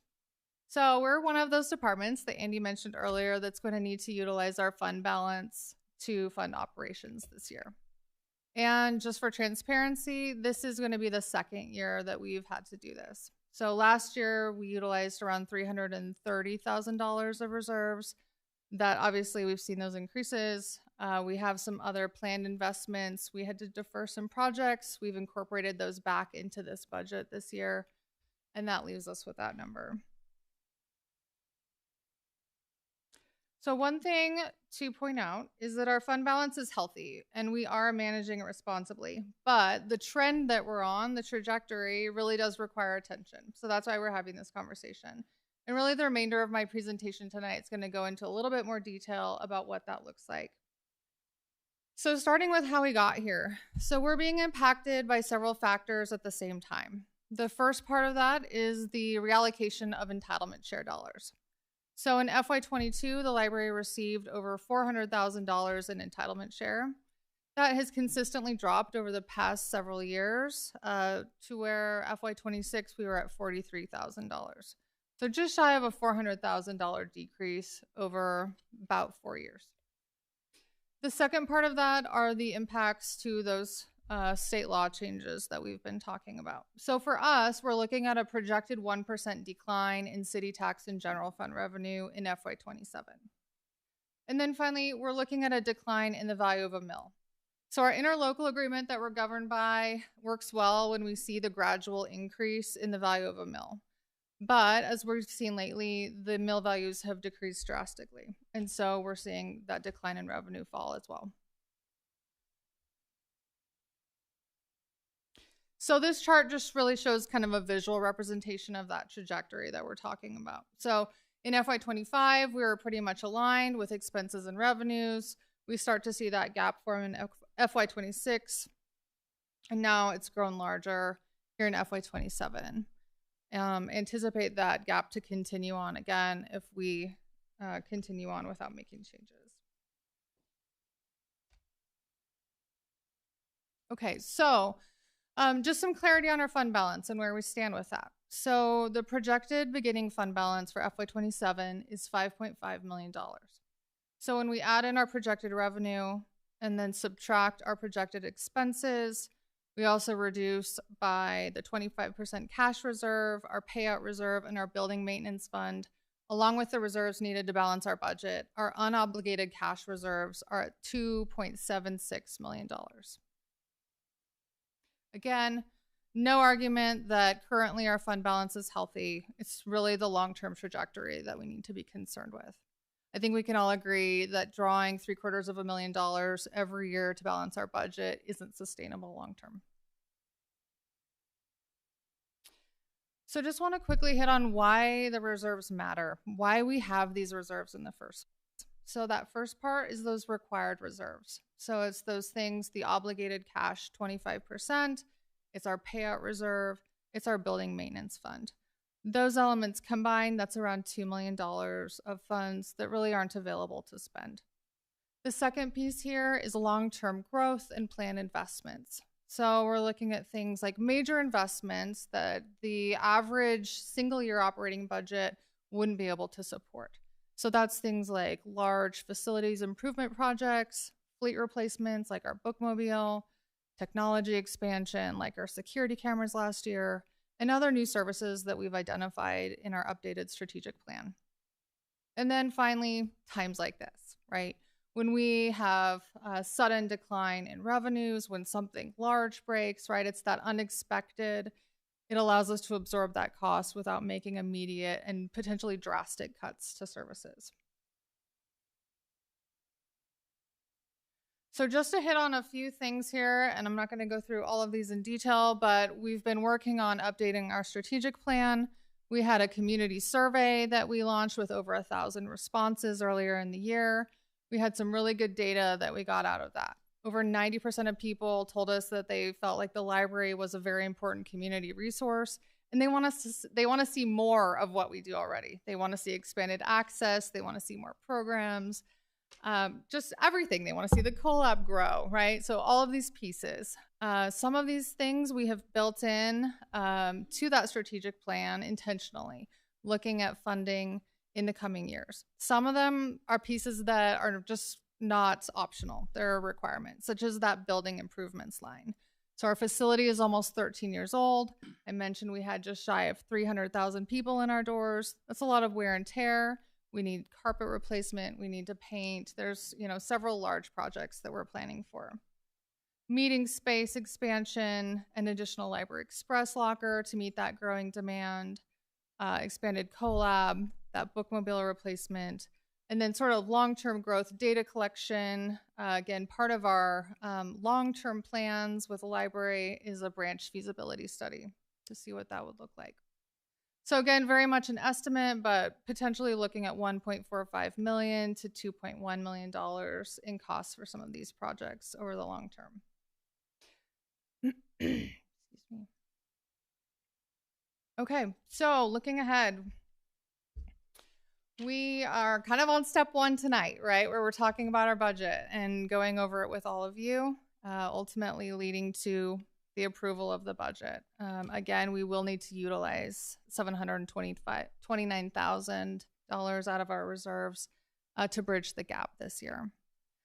Second part of that is to really acknowledge that we have a problem right now. There's a structural problem with how we're being funded based on those factors that I mentioned earlier. And then to really work together to establish a long-term solution.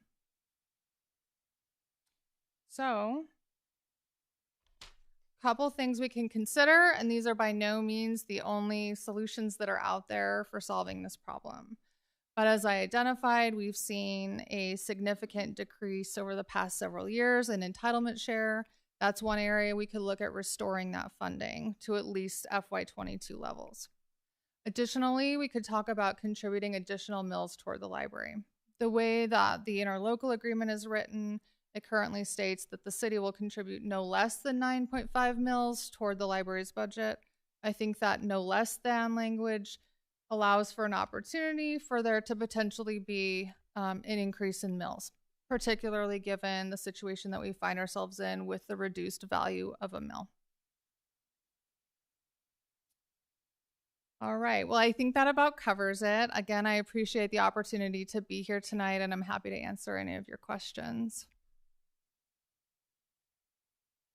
We have questions. I guess we'll start with Mr. Kennedy, Ms. Shaw, then Mr. O'Donnell. I guess I'm very surprised. Last year you used 300 and something thousand in reserves. This year, 700 and something. It's not, in the future, it's not sustainable. I would, there is nothing else about you having user fees, nothing about your foundation coming back and maybe asking for a mill levy for the library. I see everything that you have out here is we offer this free and this free and this free, and you keep on growing it out, which is great, but it's not sustainable. So I guess coming back to your two solutions are, what are you, council, going to do and give us more money? I guess I'm going to ask you, what are you going to suggest in the library to be able to offer more services? How are you going to bring money in to pay for these? And just like the parks, we charge to get into the pools, and we have a scholarship fund for those that cannot afford it.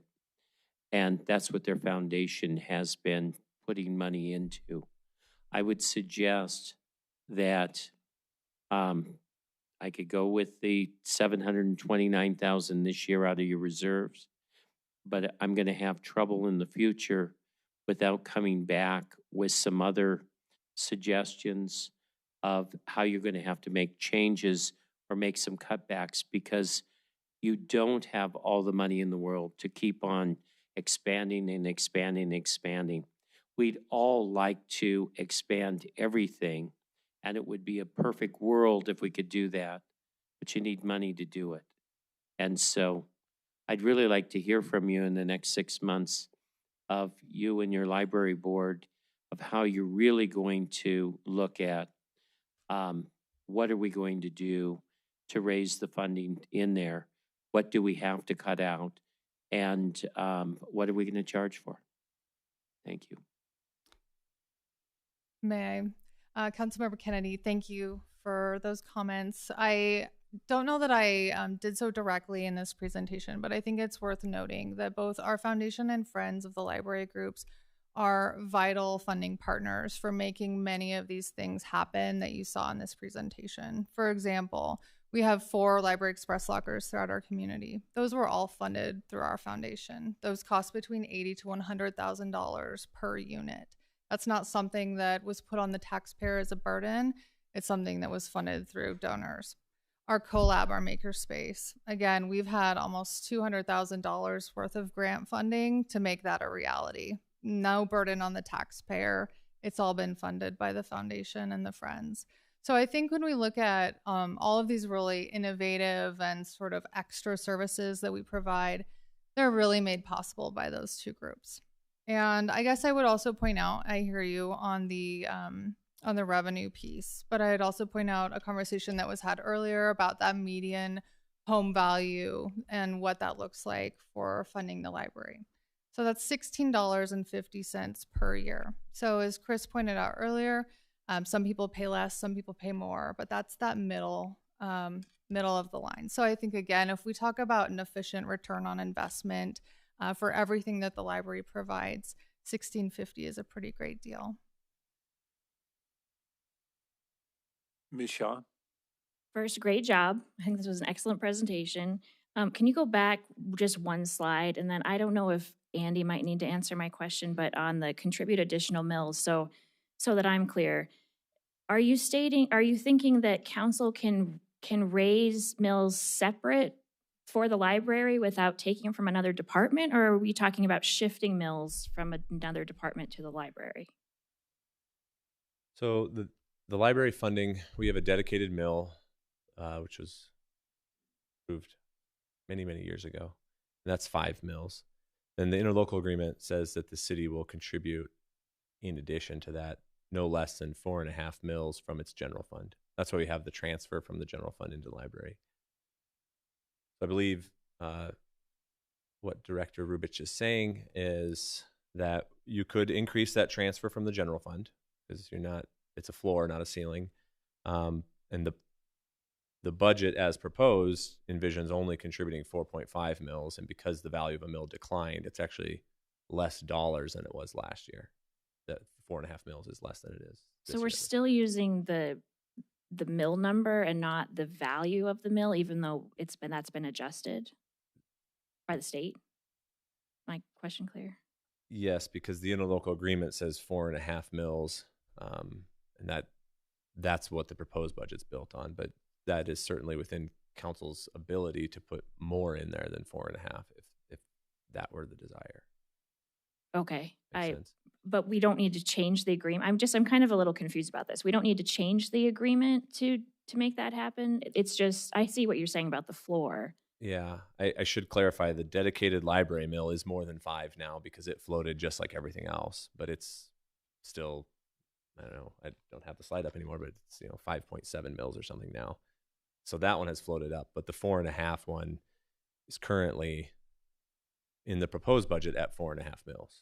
That comes from the general fund. So it's not, so that has decreased because the value of a mill has decreased. You didn't keep it in line with what the floating mills did. Correct. Okay. Thanks. Mr. O'Donnell? Thank you. 2 categories of questions. One, you use the word entitlement. Exactly what does that mean? Yes. Entitled from whom, by what method? What does that mean? My understanding, and Andy, you can correct me if I'm wrong, but this is a pot of money that comes from the state to the city. I believe it's at about $20 million this year, a little Yeah, shy. a little less. Yeah, 18. And then it's, my understanding again, it's distributed amongst different parts of the city. So as Jandy will give more detail on, but yes, we've never liked the name entitlement, but that is what is in the statute. And so it is a component of the formula of sharing, I would say sharing back, because this all came out of revenue and businesses from our own community, but it is specific to legislation and revenue sharing, if you will, or entitlement through a formula that comes back to each city and town across the state. Thank you. The other question is that I seem to have missed something here. It's a city-county library system. The book meal goes from Broadview to Custer, handles everything. Although usually you go from A to Z. We're going from B to C right there. This doesn't seem like a long distance right there. Where does the county funding come into this thing? This is all you've talked about is the budget in the city. Does the county contribute? Is this a service we provide to the county at no cost? They absolutely do. They fund about 30% of our budget. Where does that reflected here? That's part of our interlocal agreement. But let me go back to, so again, we're in that 284 area. That's going to be the county property tax line. So proposed for FY27 is $1.56 million. So that's just included in the revenue for the, okay. It's a separate revenue line. The word county had not been mentioned at all Sure. anywhere in there. So I was curious about that. Thank you. Yeah, absolutely. Ms. Aguirre. Thank you. So maybe this is for Andy. It just helped me understand. So general fund dollars go into the library budget. Is that correct? There's a portion that gets transferred over. Yep. Okay. Is there a way we can contribute more in the name of public safety, or is that just putting $1, pulling a dollar from one pocket and putting it in the other? Because it really, I would argue that it does create a safe space and decrease crime and keep people off the street for a period of time. So I think you probably could not use any specific public safety revenue, tax revenue. We have to look at the language, but I believe the ballot language when those were approved was largely police and fire services and maybe some for courts and legal, but your general fund levy does not have that limitation. Okay, a follow-up. Because we do put public safety dollars into the FJC. So I kind of see it as a similar move, just an observation. Mr. Pittman. Thank you, Mayor. I have three things. First thing kind of follows up with Councilman Kennedy, and that I think we're leaving a lot of stuff on the table and missing opportunities to generate revenue. You know, whether it be naming rights to a room or endowments or donations, room rentals, book fairs where we have people donate their books and then we sell them and generate some money there. I know these are all little things, but I think the little things are going to start adding up very quickly. Even having people sponsor events. We do everything for free, and there's people out there willing to sponsor and write you a check. I just don't think we're asking them to. And there's opportunities for that.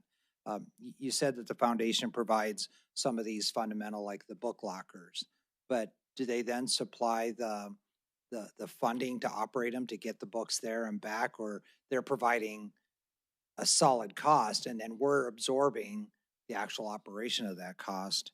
And then the third thing, and you can take this for what it's worth, but I think we need to have this brought to the legislative committee, because every single time the session happens, and this goes to Councilmember O'Donnell, the entitlement, it's such a horrible name, but the legislature even misuses it and they start attacking it and they want to reduce it.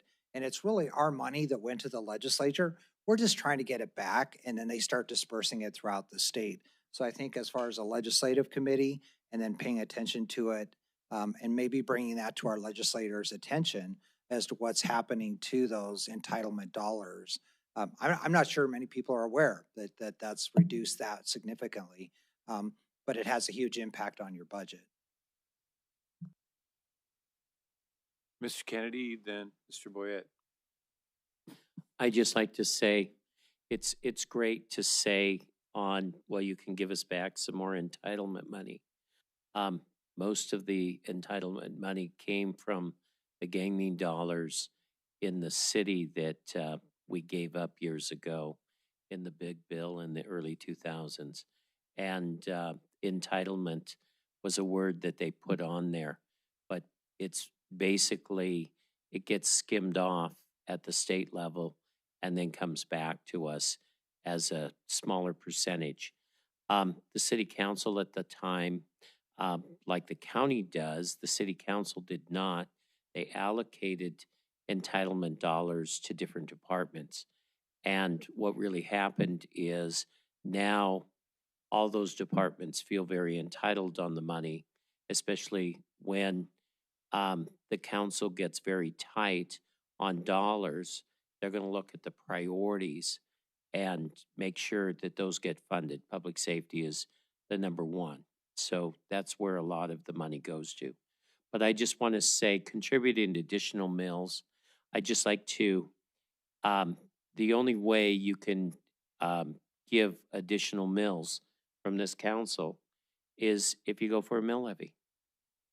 And if you feel that what you're offering and your expansion in the future is really what everyone in the city of Billings wants, that might be something that we start talking about. And you talk about it, library designated money to the library that will go to you each year. But, you know, when you say that the person only pays $13 and something, excuse me, in property taxes to the library, there's a whole slew of other taxes that they pay to the city of Billings also. And when you start talking about people on fixed incomes that are trying to be able to afford all of the taxes out there and the fees and everything for them, it becomes very difficult. And so, yes, are there people in town that can afford to double it or triple it for you? Yes. Are there people that can't? Yes. And so it really becomes a balance. And all I'm saying is you cannot keep on going with spending reserves down, because eventually in a couple years, you're going to be broke and you're going to have to make the big cuts. So you're going to have to start thinking as an enterprise fund, how do we bring the money in? Or do we go to the city council and ask to put a mill levy on for the library? We've done it before to put on, to build the building. But I think those are things that need to be looked at, because really the city budget is going through the same budget issues that you have. And so everyone's looking for, how do we expand the dollars? We'll talk to Public Works and they'll say, you need to go and expand your fees higher, and you have to do this. The only means you have is asking the city to give you more money, and that takes away from one department to another. Or the other is additional mills. We just can't hand you over a mill. You'd have to ask for a mill levy to go forward. And if the voters in this city said, yes, we'd like to give more money, you're actually getting more money for the library over and above with the agreement than what actually what the county in the agreement offered years ago. We went back and forth when I was commissioned on the number of mills and what we're giving and things like that. So I get it. I understand where you're at. I understand you've got a lot of momentum and people are coming into your place. but there's only so many dollars to go around. So really, I really only see one possible, unless you charge for services, is going out for a mill levy to try to keep and expand the services. And likewise, I understand how valuable your foundation is and what they have given and how they've expanded services. But eventually, the reserves and the money that they have put in is going to run out too. So I enjoy your enthusiasm and how you want to keep on giving and giving and giving and expanding the library. But in this day and age, with almost $5 for a gallon of gas and what people are paying out of their pockets just to make a living, I'm just not so sure it's really going to be, it's going to be a tough couple of years coming up. So, thank you. Mr. Boyette, will you pass? Okay. Anybody else? Thank you very much. Thank you.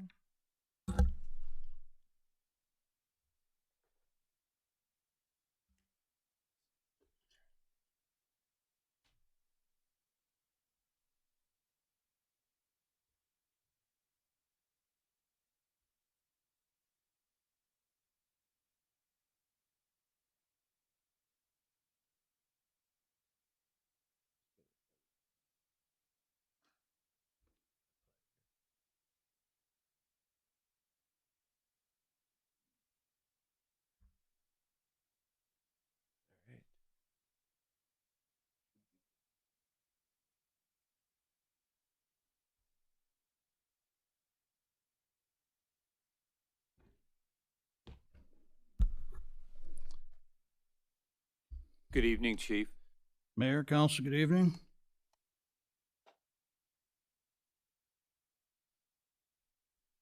We're ready anytime you Very are. good. A few opening remarks with your permission. Yes, sir. Thank you. I'll keep it brief. With all due respect to Andy and his staff, which put in massive hours helping us through this, I'd like you to look at our budget as a readiness plan. Our community expects fast response, strong investigations, transparency, and compassionate support for victims. This budget allows us to deliver those outcomes with stability and accountability. You will see that the year-over-year change is driven almost entirely by obligations that we cannot avoid, negotiated wages, benefits, retirement contributions, and the technology that supports accountability and evidence management. These are baseline costs required to maintain a level of service that the residents expect. Every discretionary dollar is tied to a public safety outcome. It stabilizes our patrol staffing so we can maintain response time. It strengthens violent crime investigations, especially around digital evidence. It maintains the accountability systems, such as body-worn cameras, that protect both the public and our officers, and it protects critical victim service functions. These investments are necessary. Our call volume is high and case complexity continues to rise. Digital evidence has grown dramatically. Recruitment and retention remain national challenges, and a demand for victim service coordination is increasing. This budget keeps us aligned with those realities. This is a responsible, outcome-focused budget, and it protects essential services, strengthens high-demand areas, and positions us to meet Billings' public safety needs with stability and accountability. And with that, I'll move into the presentation.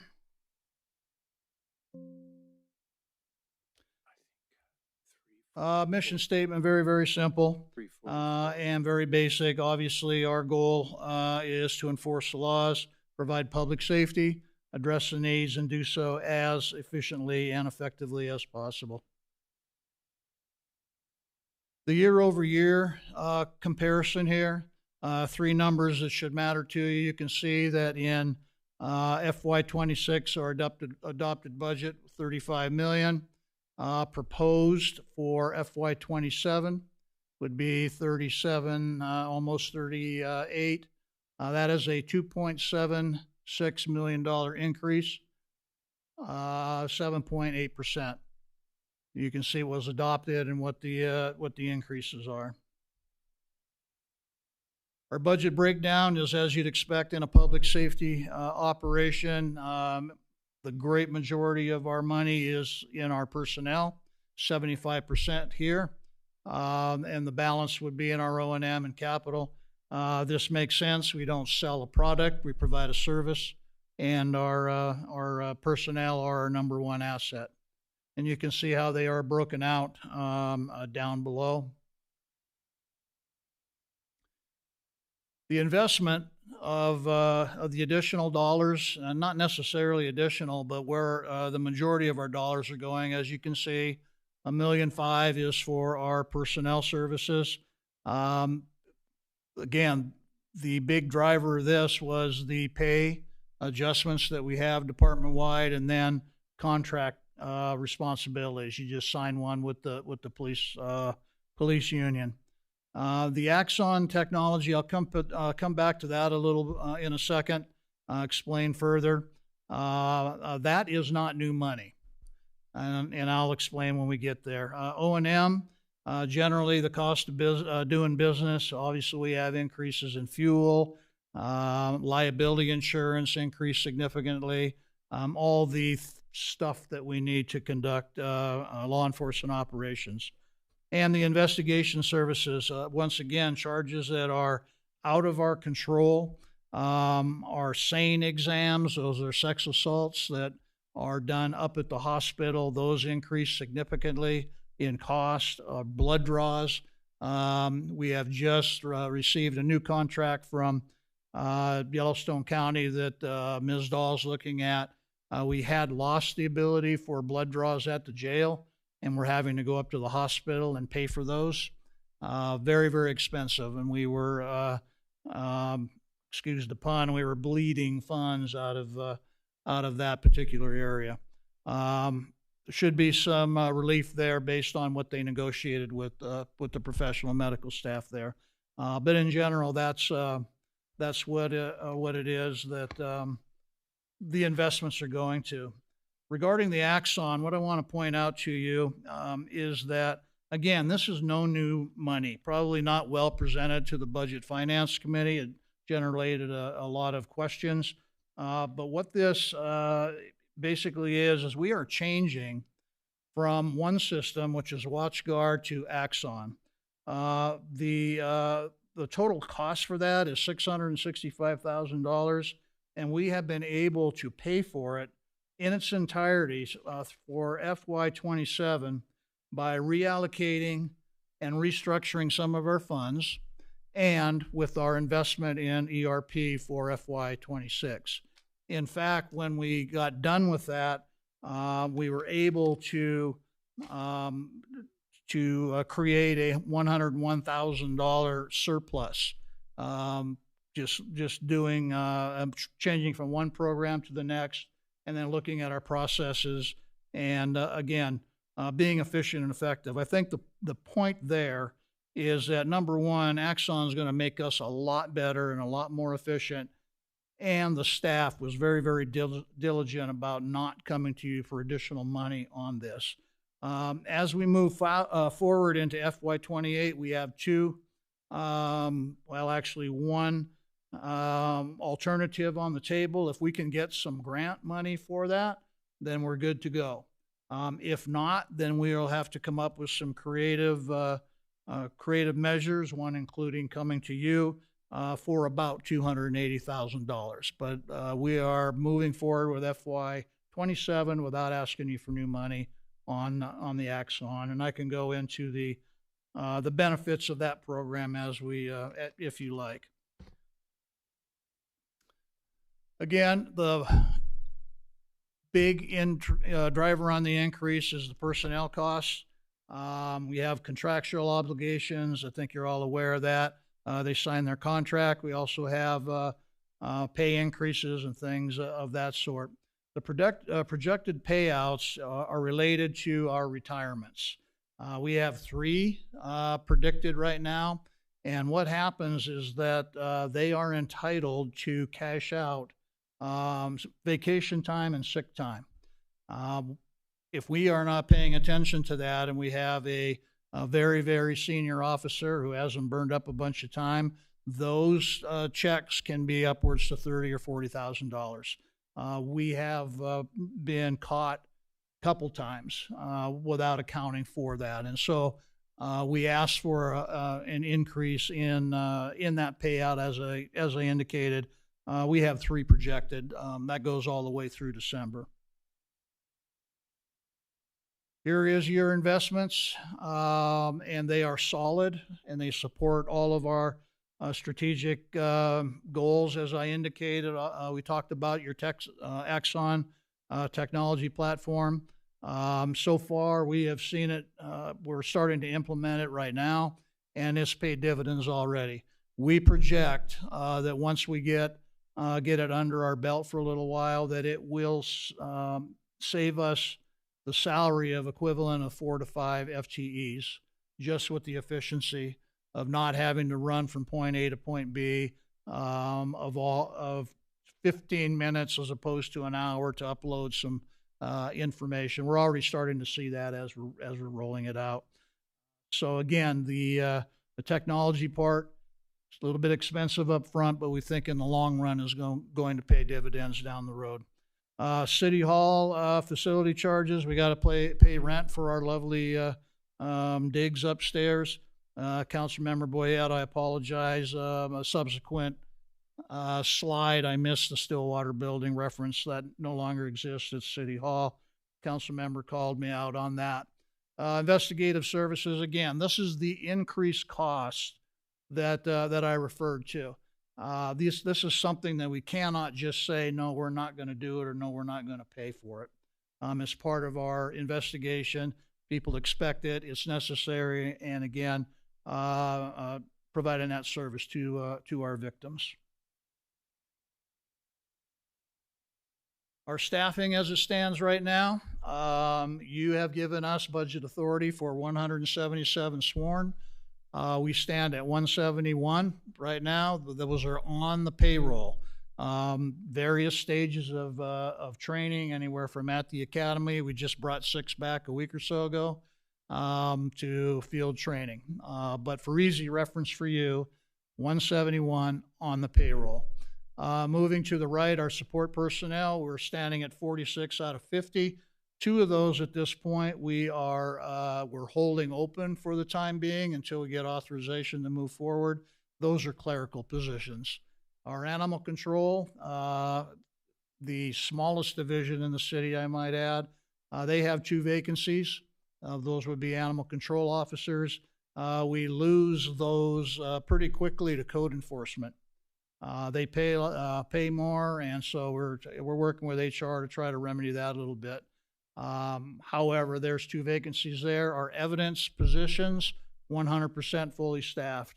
Here's where we're going to see some real benefits to the Axon program, is freeing up some of our evidence technicians' time. We have always wanted to do much more with getting them out on crime scenes, doing the CSI thing that you see on TV. We have that capability. We just need to do it more and add a more robust support with that. And that's going to be much easier to do with the Axon in place. Our CSO positions, we stand at 8 out of 10. The reason why we're at 8 is the 2 were hired as police officers. Just an outstanding commentary on the program, using it to gain knowledge, experience, and kind of figure out what it's about, and they moved over.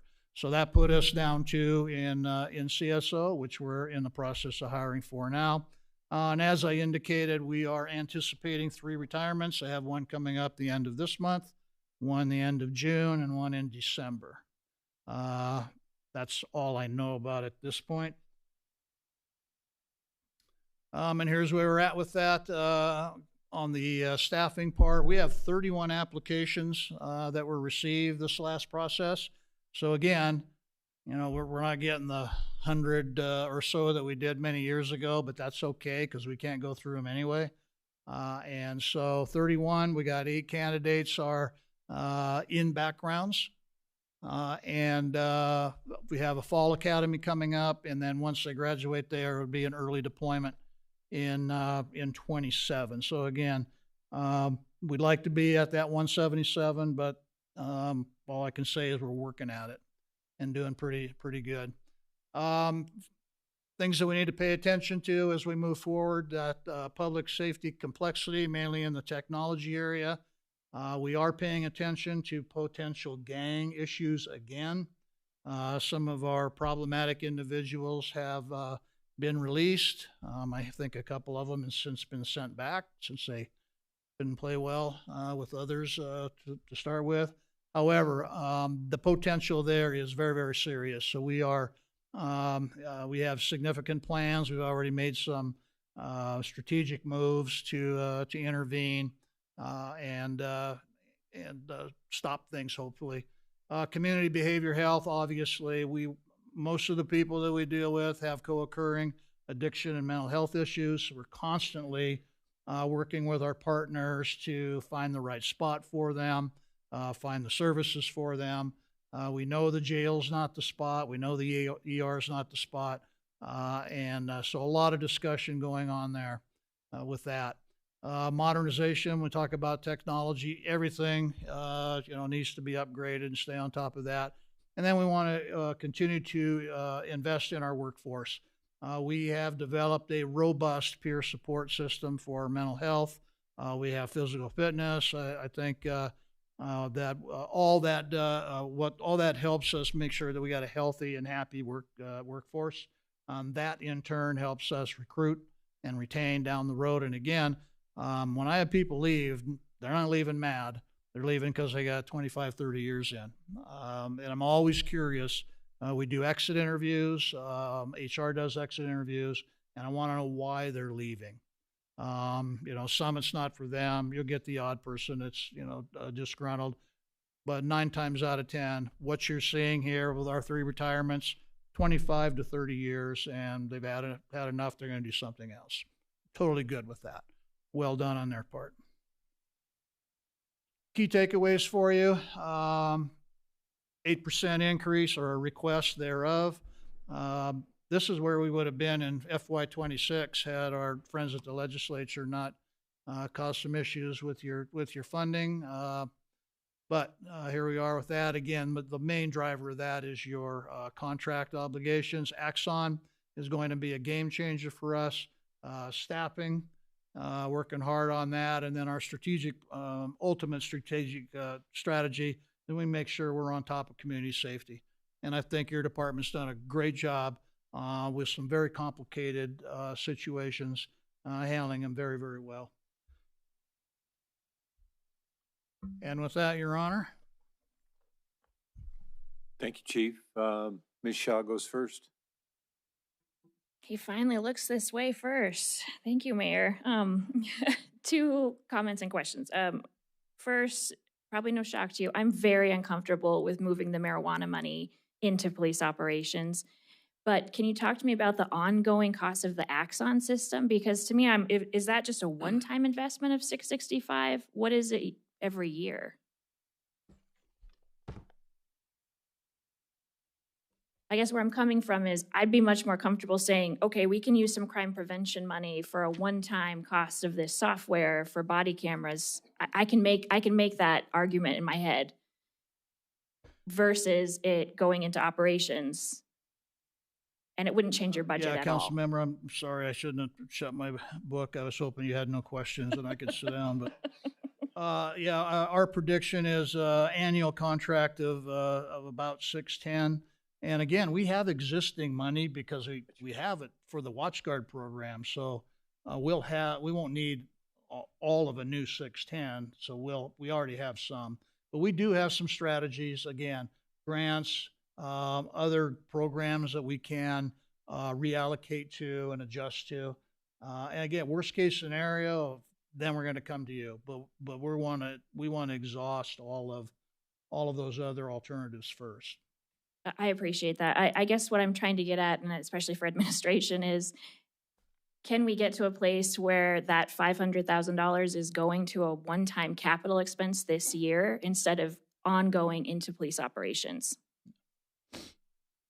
I think it's helpful to have ultimately what the majority of you guys end up directing and the amendments that you make. And just like the entitlement share shift that we did in order to pull off this building that we're in, as could be predicted by many, especially those who lost the funding. Once it was gone, it was impossible to put back. And you are making it easier. I'm not going to say it's going to be easy, but it'll be easier if it's one-time capital stuff to claw it back in a few years. But the bottom line is your operational costs, especially on personnel, are outstripping our increased taxable value, period. And this noose is not going to loosen anytime soon. I get that. That's where I'm coming from budget-wise, so I think prepare for an amendment somehow related to that. Andy, if you would work with me on that. I'm not trying to reduce your budget at all, Chief, just trying to be a little more strategic about it so that we don't forever lose that crime prevention money, because to me, it's such a small amount out of the overall public safety budget that I get if we don't have a great project this year, let's use it for something like this. That makes sense.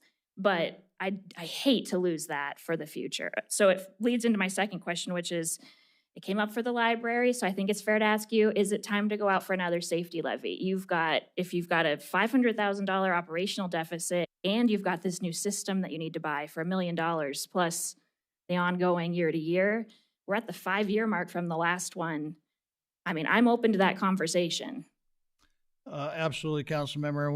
We knew at some point in time that unless there was some sort of new revenue formula for the city, that at some point in time we were going to have to go back to the voters. That's our only option. But again, before I get to that point, and I would hope you insist, we need to make sure that we are as efficient, as effective with the resources that you have given us. And I think we have proven that time and time again. And so, yes, I think the cost of doing business is definitely outpacing the ability to generate revenue. And public safety is expensive. It is expensive. However, the citizens are going to determine what level that they want. If they're happy with what they got, then you're going to get a no. If they want increased services, then we may have a shot at another levy there. And you've heard me say this before. I mean, if there's a dollar amount out there, I'm not going to tell you, if you give me $10 million, I'm going to do X, Y, or Z. My question to you is, what do you not want me to do? And everybody always says, keep doing it all. You're doing a great job. I said, I appreciate that. And they are doing a great job. But if we can't put the revenue, as you're saying, we run into trouble. Something's got to give. And what is that? Do you not want SROs? Do you not want a traffic unit? Do you not want, the violent offenders? There's a whole bunch of menus there that can save you money. But the work doesn't go away. So those are hard discussions. They're interesting when I go to the neighborhood task force meetings because everybody has a different take. Somebody's got a party house, so they don't want to do away with the drug unit, but they don't. And over here they've got speeders, so they don't want to go do away with the traffic unit. Interesting discussions. I don't want to do away with any of the units. So I guess I'm going to just ask us a little more directly. It's sounding to me like we're getting to a place where we're going to have to really consider this. Are you thinking this year, next year? I don't know how else we're going to get to $1 million for this new system, which is desperately needed. Okay, council members. So two things we need to talk about, Eric. First of all, what is funded for FY27 is the Axon technology. And worst case scenario, we're going to come to you for about $280,000 in FY28. Now, the thing that you're referring to is a record management system, which is absolutely critical to public safety. And we're not the only ones in it. We're the biggest users of that. Fire, 911 center, the sheriff's office, and the jail are also contributing. We're 73% of that. So $1 million, as Mr. Kukulski said, to buy the thing. And then the number that I have is about $650. And that is we got going really late on this. I would not come to you for FY27 on this, because the price keeps going down as you talk with them more. But it's something that has to happen because the system we have right now is not working. It's not that useful for us, and it's something that we need to invest in. So that is what the purpose of Mr. Zeller and my comments tonight is, to let you know, heads up, this is coming. We need to do something with it, but let us work the problem here. We're not looking at anything in FY27, in my opinion. Probably make Andy happy. He's good with it. But we're moving down that path. Thanks, Chief, and great job. I'm happy to see the officers' numbers up. All these metrics look good. All right, we got a long line, so it's going to be, the next two are going to be Mr. Boyett's up and Mr. O'Donnell's on deck. So Chief, the other day at the Budget Committee, you told us kind of about the Axon. Apparently they were testing it out and there was an accident, a big accident. And you said how efficient that, can you just give us a real synopsis of what that actually did to the street cop? Yeah, council member, the story are related. Within a week or so of beginning to roll out the Axon to our officers, there was the big accident at Division and Broadwater in Montana. And so the officers were there. They had their in-car cameras. They had their body cameras. And there was a civilian or a citizen that had a camera in his or her truck that offered that video to our officers. We're able to download it into our system, and within an hour or so, all those videos were uploaded and ready to go. Prior to that, it wouldn't have happened. We wouldn't have got the citizens video, and it sure would have taken a lot longer to do that. So again, we're making up FTE salaries with technology and applying it appropriately. As you're well aware, though, technology is expensive, and so that's what I want to give you a heads up on the RMS, and let you know that worst case scenario, FY28, we may come with our hat in our hand for a couple $100,000. Hopefully not. All right, Mr. O'Donnell and Dr. Nicholson, you're on deck. Thank you. I was here last year on that side of the dais when the presentation, your lieutenant made the presentation on the Axon. Yes. Did a fabulous presentation on that thing. Promised basically the world. It seems like you're very happy with it, and I'm very happy that such a system exists and is working well. But I wanted to ask, of the 2.7 million that you are asking for an increase, how much of that is generated by the new labor agreement? 1.5 million. If I can go back.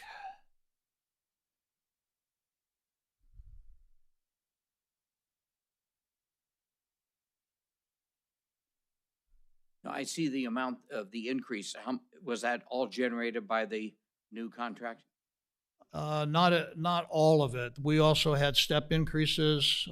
We had benefit increases, and then of course you added that retirement stuff.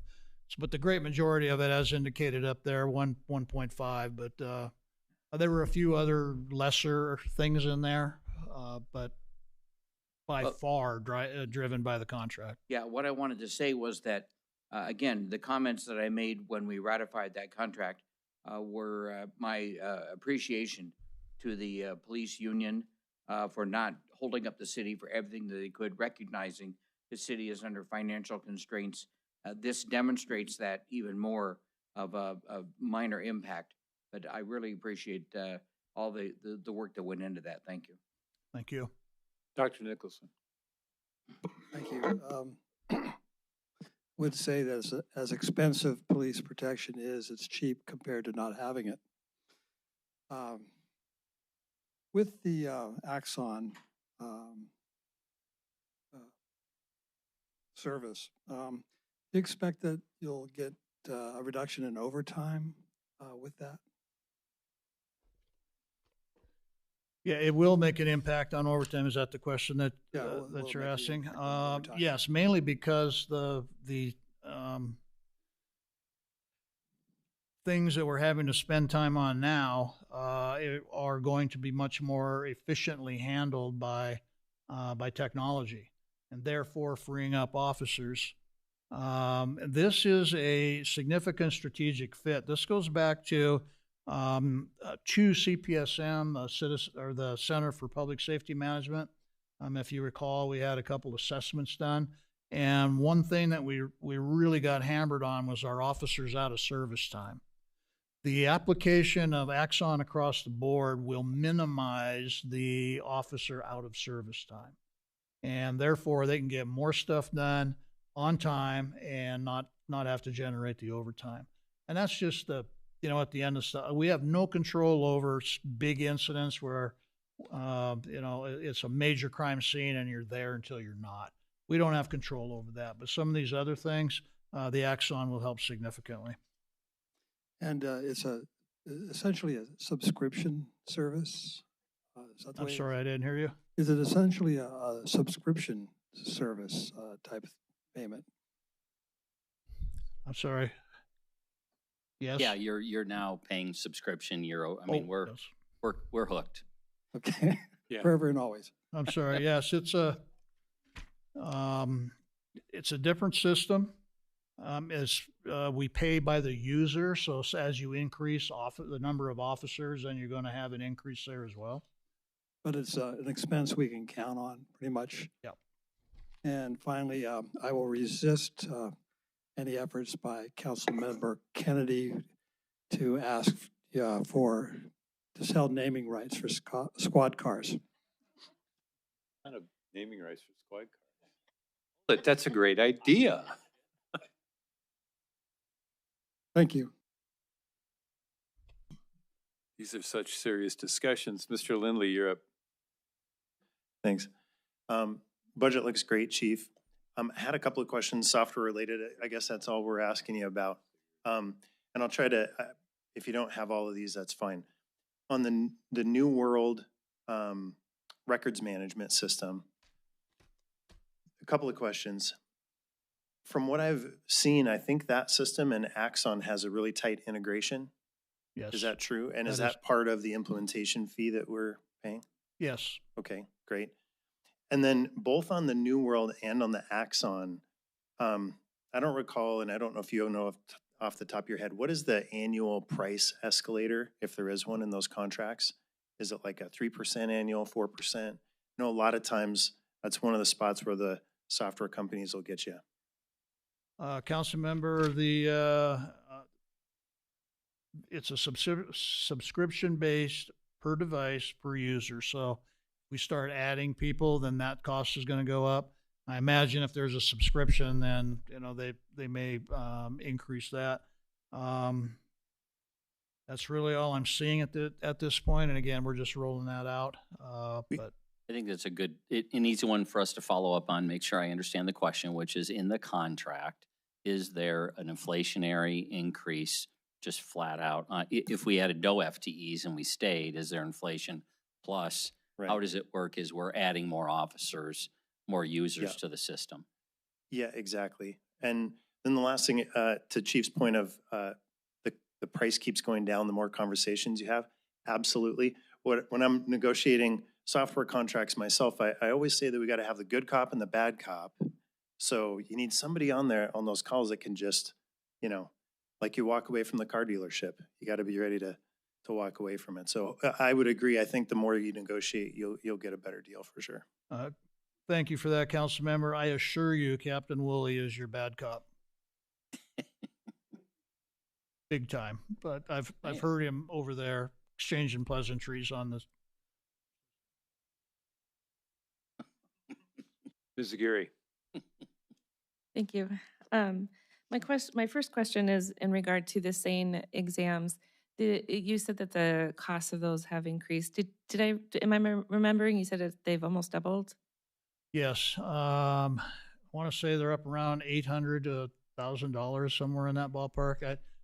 Don't quote me on that, but they doubled overnight.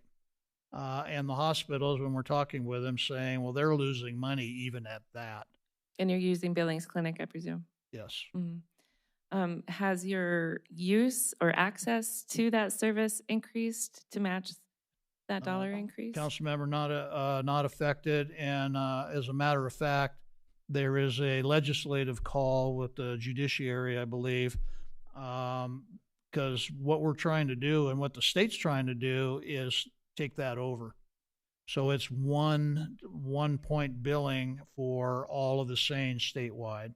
So it's an issue for everybody, and the state has proposed that. So I've seen there's a hearing scheduled that people will be calling in there and telling them what a good idea. If they pick that up, then we're going to be in great shape. Then that'll be thousands and thousands of dollars that are saved. Yeah, I would support a move like that if it on paper if it was appropriate. My other question is maybe it's to council at large. In terms of revenue streams, is there an appetite or an ability to open up marijuana sales in the city limits? Would that increase funding to our, we have to go to the voters? Well, I'd be willing to help push that forward if there was interest. All right, Mr. Kennedy. Chief, would you go to the slide with the numbers? Which slide? I think it's the one before this one with the number of officers.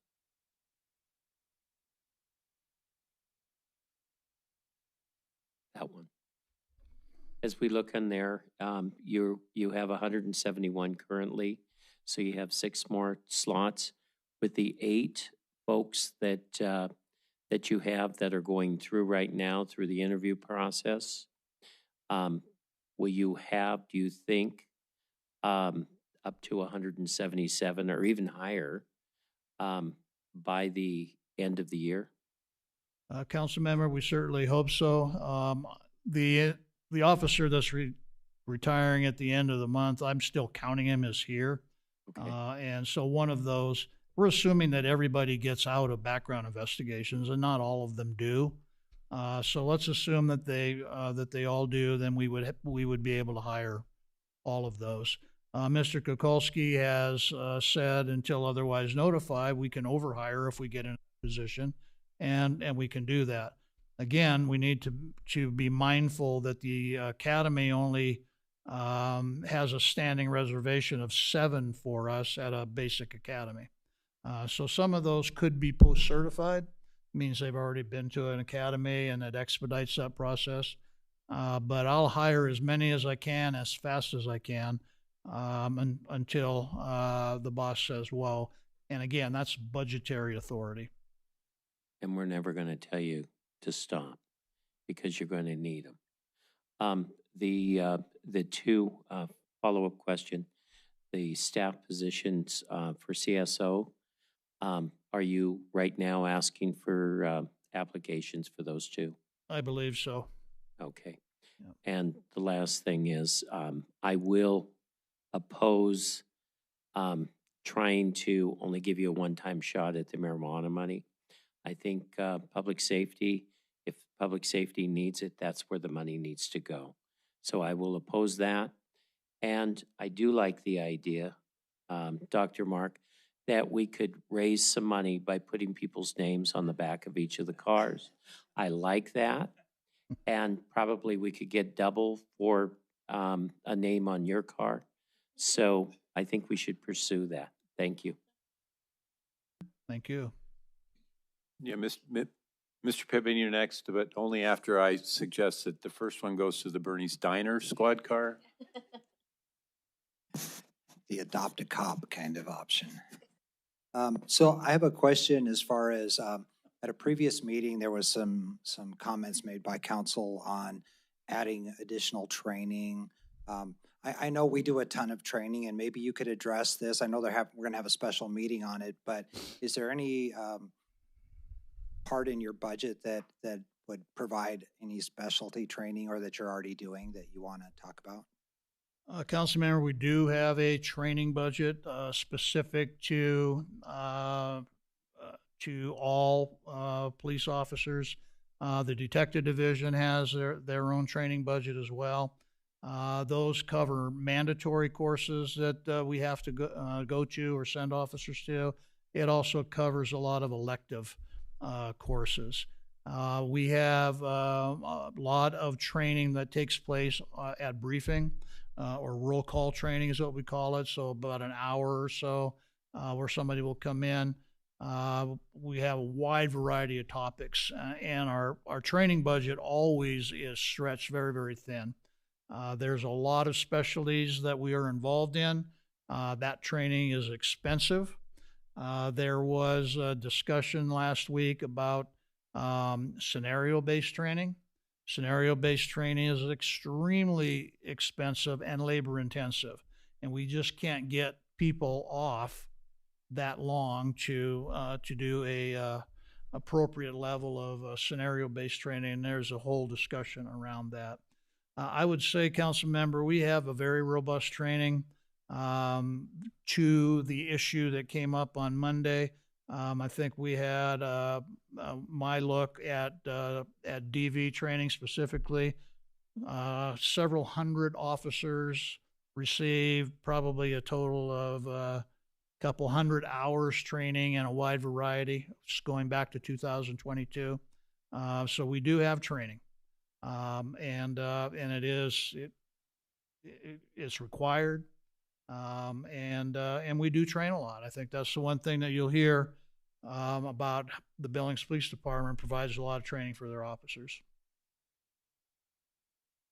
A follow-up is with animal control. I've had some conversations with them, and we've been working on it. And my understanding is that we're going to the possibility of online licensing of our pets. It was amazing to me to find out. I mean, I know all of us were on the doors, and every house had to have at least one dog. And it's amazing how many people haven't licensed their pets. And I want to make it as easy as possible. I've talked about the idea. I've talked with them about, one-time licensing, just like you do your vehicle, and you just buy a lifetime license. So you're not worried every 3 years or something like that. And I think this is a great opportunity, not only for filling some vacancies if we can generate this revenue, but also in what I call family reunification. When a pet is out, I think our priority should be not getting them into a kennel and locked up and then fining people. It's trying to get the pet back to their owner as quickly as possible, and that ultimately saves us a lot of money as well. So any idea on when we'd be able to be online? We'll certainly follow up on that. I know staff was looking at it and not opposed to it in any way, shape, or form. Okay. Anything else for the chief? Thank you, Chief. Appreciate your Thank time. you, Mayor. All right, that moves us into public comment regarding item number 2, the budget presentation. So if there's any public comment, please step forward, tell us your name, where you live, and take you 3 minutes. Any public comment? Seeing none, I'll close the public comment request, and we will move down the agenda to highlight upcoming agenda items of public interest. Well, you saw them earlier. I mean, it's budget season. That will be the focus here for the next 6 weeks. That's really the primary. You had a week ago very significant land use. You always got some of that, but we don't have any significant specific projects, but the 2045 plan. So, I mean, between the 2045 plan and its essentialness tied to statute and the budget, that'll carry you into June. Thank you, sir. Any council discussion for tonight? Mr. O'Donnell. Thank you, Mr. Mayor. I wanted to point out that if you've seen banners through downtown, thank you for the city for allowing us to put banners up, and for the county at the courthouse. The Thursday is the Billings celebration of the National Day of Prayer. from 12 to 1 at the courthouse lawn. It's going to be difficult because the city is having meetings all day long, so I'll be in and out. Being the chairman, I should probably be there for that. And I wanted to point out that the public reading of the Bible 24 hours a day started this morning, led off by our mayor, who did a very fine job. And I encourage you to come to the noon ceremony or 7 to 8 p.m., 8:30 at New Life Church at the on Shiloh, just north of the Hesper roundabout. But it's a great opportunity for people in the city to come together in prayer and to honor God. Thank you. Thank you, Mr. O'Donnell.